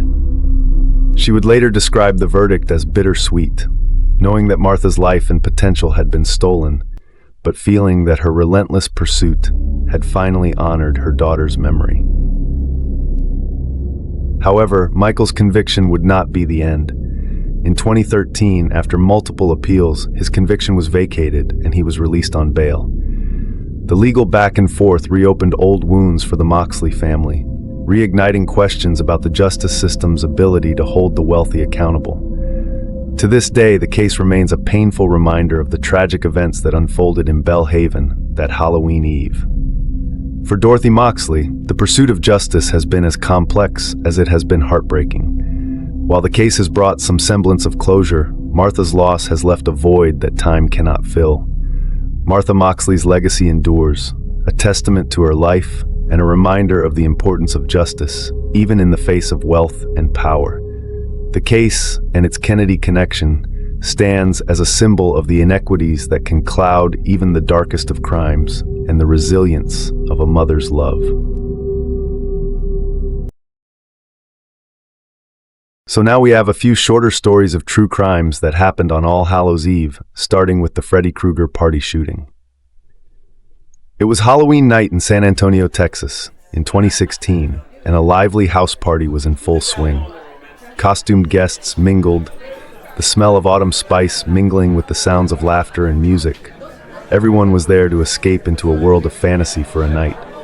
But for some partygoers, that Halloween night would blur the line between fiction and reality in the most horrifying way. Among the guests was a man dressed as Freddy Krueger, the iconic horror villain. With his striped sweater, razor glove, and grotesque mask, he was the spitting image of the nightmare character. But unlike the other costumes in the room, his came with something real and deadly. A shotgun was hidden beneath his tattered clothes, waiting to be used. An argument broke out between the uninvited guest and the others at the party. Tensions quickly escalated, and without warning, Freddy Krueger pulled out the shotgun. What was supposed to be a night of innocent scares suddenly turned deadly. 5 people were injured, the party's festive energy replaced by sheer terror as guests tried to flee. Police were called to the scene, and while there were no life-threatening injuries, the memory of that night remains chillingly vivid for those who were there. The real-life Freddy Krueger was gone before the police could apprehend him, leaving behind a nightmare that wasn't so easy to shake. Halloween, the season of thrills and fears, had turned terrifyingly real. The suicide mistaken for Halloween decor. Frederica, Delaware, 2005. October was drawing to a close and houses were already dressed for Halloween. Front yards hosted glowing jack-o'-lanterns, hanging ghosts, and skeletons dangling from trees. But on this Halloween, there was one decoration that should never have been there. At the edge of a busy road, a figure hung silently from a tree, eerily still in the early morning light. Passers-by barely glanced at it, assuming it was a particularly lifelike Halloween decoration. But hours went by, and the figure remained, swaying slightly in the wind. It wasn't until later that day that someone noticed something strange. They approached the decoration and realized, with mounting horror, that it wasn't a prop. It was a 42-year-old woman who had taken her own life. For hours, her body had been mistaken for a Halloween display, passed by dozens who hadn't realized the horror in front of them. The tragedy was a painful reminder that sometimes the line between staged horror and real-life sorrow isn't as clear as we'd like to believe. Frederica, Delaware, would never look at Halloween decorations the same way again. Derek Ward and the Horror on Long Island. In Farmingdale, Long Island, October 28, 2014, was supposed to be an ordinary autumn day. But by that evening, the town would be left with a nightmare they could never forget. Derek Ward was a troubled man, his life marred by mental health issues. But his mother, Patricia Ward, a beloved college professor, remained his rock, never giving up hope for his recovery. That night, Derek's struggles reached a tragic, violent crescendo. In a horrifying act, Derek attacked and killed his mother inside their home. But the nightmare didn't end there. In a daze, Derek carried her decapitated body outside and left it on the street in full view of the neighborhood. At first, neighbors thought it might be a Halloween prank or a grotesque decoration, but as the horrific scene dawned on them, the shock set in. Derek, consumed by his own turmoil, took his own life shortly afterward by stepping in front of a train. The night left the community reeling, faced with a horror that felt like it belonged in a horror movie, but was heartbreakingly real. Patricia's murder became an indelible part of the town's history, a reminder of the real-life horrors that can unfold when mental health issues go untreated. The Indiana State Fairgrounds Coliseum explosion. Halloween night, 1963. Families, couples, and friends eagerly filled the seats of the Indiana State Fairgrounds Coliseum in Indianapolis.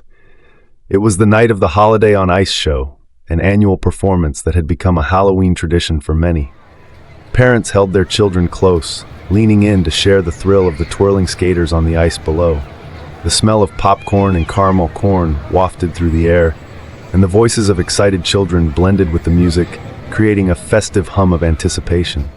Yet, unbeknownst to those gathered in the Coliseum, beneath the stands, a small propane gas tank had begun to leak. The gas slowly spread, pooling invisibly beneath the unsuspecting audience. The Coliseum was full that night, with nearly 4,300 people attending, all caught in the deadly setup. It was around 11 p.m. when the leak ignited. Some say it may have been a spark from a piece of electrical equipment or even static electricity from the metal seating. In a flash, the invisible danger became a deadly explosion.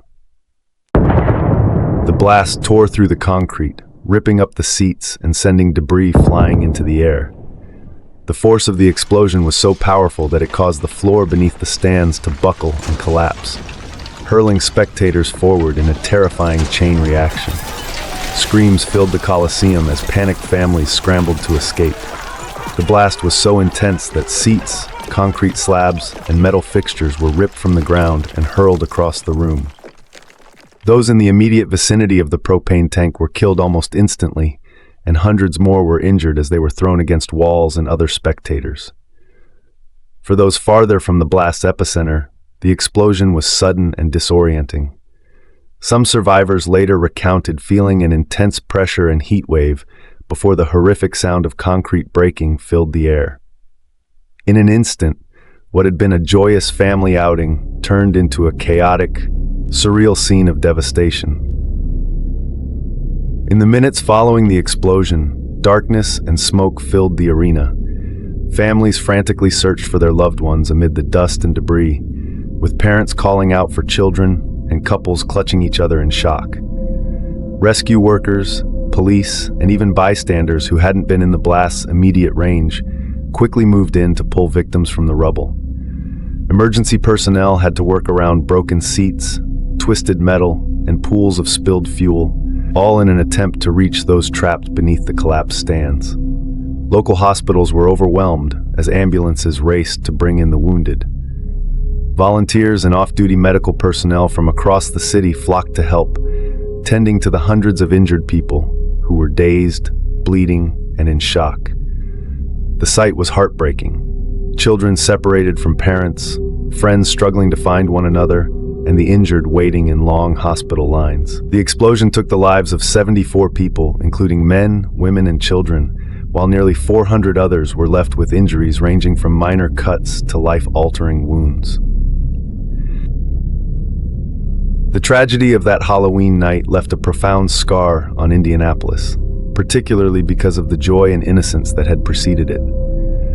For many, the memory of the Holiday on Ice show was permanently marred, transforming what was once a cherished family event into a source of lingering pain. Survivors spoke of flashbacks, nightmares, and the long road to recovery. Many parents felt an acute sense of guilt, questioning their decision to bring their children to the Coliseum that night, while others struggled with the loss of loved ones. The catastrophe led to a comprehensive overhaul of safety protocols for public venues, especially regarding the storage and handling of propane and other flammable substances. The fire codes in Indianapolis were strengthened, and inspections for large event spaces became far more stringent, with officials mandating proper storage practices and regular inspections to ensure no propane or gas leaks would go undetected. Today, the Indiana State Fairgrounds Coliseum stands as a modernized arena, rebuilt with these lessons in mind. But for the families affected, Halloween 1963 remains a painful memory, a reminder of lives cut short, and a joyous occasion turned tragic in a single, devastating moment. Yoshihiro Hattori's Halloween tragedy. In 1992, 16-year-old Yoshihiro Hattori, a Japanese exchange student in Louisiana, was excited to experience his first American Halloween. Dressed in a Saturday Night Fever costume, he set off for a Halloween party with his friend.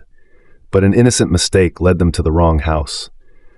Yoshihiro knocked on the door, and when no one answered, he turned to leave.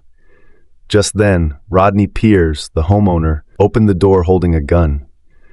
In a tragic misunderstanding, Pierre shot Yoshihiro, mistaking him for a threat. Yoshihiro died on the way to the hospital, his costume stained with blood. The tragedy sparked outrage across Japan and the United States, highlighting cultural misunderstandings and issues around gun laws. Though Piers was later acquitted, Yoshihiro's death left a legacy that brought about an exchange program in his honor, keeping his memory alive despite the horror of that Halloween night. The Ghostface Killer, Halloween Night, 2013, Brooklyn, New York. Amidst the laughter and trick-or-treaters, a figure in a Ghostface mask lurked on the street, waiting for the right moment. The mask was identical to the one from the Scream movies, but the horror this figure brought was no fiction. As Anthony Seabury walked down the street, the Ghostface Killer approached, and without a word, shot him in the head. The masked assailant vanished into the night, leaving Anthony's lifeless body behind. Despite investigations, the identity of the Ghostface Killer remains a mystery, and the case remains unsolved. The anonymity of the Halloween costume added a chilling layer to the crime, leaving Brooklyn residents with a dark reminder of how Halloween masks can sometimes hide real-life monsters. Now, for most children, Halloween night is filled with joy and excitement, a time for costumes, trick-or-treating, and innocent frights. But for 8-year-old Brian Massey, Halloween night in 1984 would bring a nightmare far more horrific than anything found in a haunted house. This is the story of Brian Massey's unimaginable loss on Halloween and a reminder of the real-life horrors that sometimes hide behind closed doors. Brian Massey lived in a modest home in Miami County, Indiana, with his mother, Jean Yackel, and his two younger sisters, 6-year-old Tiffany and 4-year-old Tamara. Jean was a loving, hardworking mother who had separated from Brian's biological father years earlier. Seeking stability for her children, she had remarried David L. Andrews, hoping that he would be a strong and supportive partner. However, Andrews brought with him a dark history of violence and a propensity for heavy drinking. Family, friends, and neighbors would later recall instances of hostility between Andrews and Jean, particularly when he had been drinking. Brian, despite his young age, had begun to pick up on his stepfather's unpredictable nature and would try to protect his younger sisters from his angry outbursts. However, the family remained trapped in the household, often isolated, enduring the turmoil caused by Andrew's volatile behavior. On October 31, 1984, while other children eagerly went trick-or-treating, the Yackel-Massey household was tense. After a night of heavy drinking, Andrews returned home in an unstable, volatile mood. That evening, Jean tried to shield her children from his anger, likely hoping the night would pass without incident.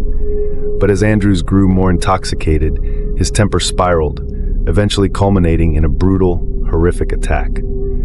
In a fit of rage, Andrews turned on Jean, stabbing her in a violent assault that would shock even the most seasoned investigators.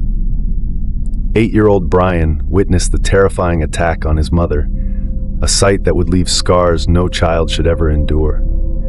Andrews then went on to target Brian's younger sisters, Tiffany and Tamara, who had no means of escaping or defending themselves from his attack. The horror of that night left a haunting impression on Brian, who was forced to watch helplessly as his family was torn apart in front of him. At some point, Andrews took Brian and attempted to flee, subjecting the boy to further physical and emotional abuse. Authorities eventually tracked them down, ending the nightmarish ordeal. When authorities arrived at the crime scene, they were confronted with a scene of unimaginable horror. Jean's body lay near the front door, surrounded by a pool of blood, as though she had been trying to escape or protect her children. Nearby, the bodies of Tiffany and Tamara were discovered, small and fragile, their young lives cut short. The gruesome sight shook even the most experienced officers. The community of Miami County was left in shock and mourning. This was a place where people knew their neighbors, where families looked out for one another, and where Halloween was a treasured, innocent tradition. The violent murders cast a dark shadow over the town, forever changing the way residents viewed Halloween. Parents became more protective, and the community's Halloween traditions were altered, haunted by the memory of a tragedy that had struck far too close to home. Brian, having endured the trauma of witnessing his family's murders and being taken by his stepfather, was left orphaned and deeply scarred.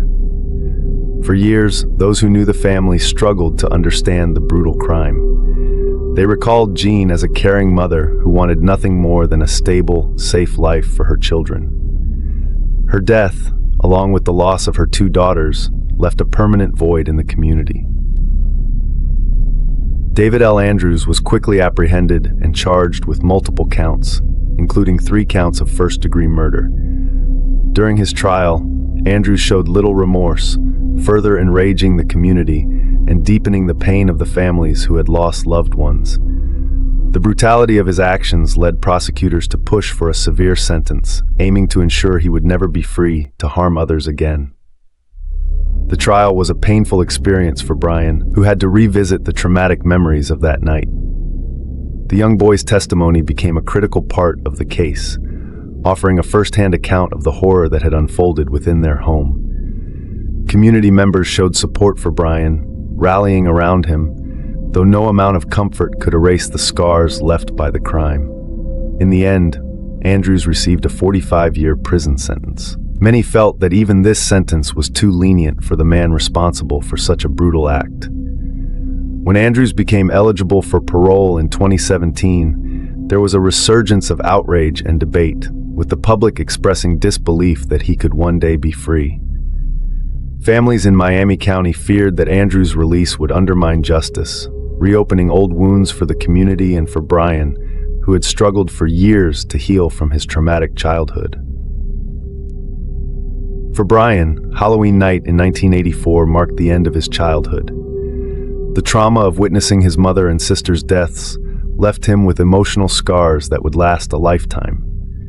He was taken in by extended family members who provided a stable environment, but the memories of that night and the weight of loss followed him throughout his life. Friends and relatives spoke of his strength and resilience, though they knew that no one could fully understand the depth of his pain. As he grew older, Brian channeled his experiences into advocacy, sharing his story to raise awareness about domestic violence and the long-term impact of trauma on children. Despite the horrific events of his past, he worked to rebuild his life, though he carried the burden of loss with him always. Every Halloween was a reminder of the family he lost and the night that changed everything. In interviews, those close to him described Brian as a survivor, someone who, despite unimaginable trauma, managed to rebuild a life defined not by the horror of his past, but by his resilience. His courage in the face of tragedy and his efforts to heal were a testament to the strength of the human spirit. The Halloween murders of Jean Yackel and her daughters remain one of Miami County's darkest chapters, a horrifying reminder of how real-life terror can strike on a night meant for innocent fun. The crime left a lasting impact, reshaping the way the community viewed Halloween and increasing awareness about the signs of domestic abuse. For many, the case highlighted the importance of community vigilance and the need for resources to protect families from violence within their own homes. The memory of Jean, Tiffany, and Tamara lives on in the hearts of those who knew them, and the tragedy has become a solemn reminder each Halloween in Miami County. Brian's survival and his journey toward healing inspire others to confront their own traumas and find strength amid the darkest of memories. The real-life nightmare that inspired A Nightmare on Elm Street. Our final story isn't about Halloween directly, but it speaks to the essence of horror that Halloween represents, the blurring of reality and nightmare. In the late 1970s, a series of tragic and mysterious deaths among Southeast Asian refugees in the United States caught national attention. Refugees from Cambodia, Laos, and Vietnam, many of whom had escaped the horrors of war and genocide, began dying unexpectedly in their sleep. These victims, most often young and previously healthy men, were discovered dead with expressions of terror on their faces.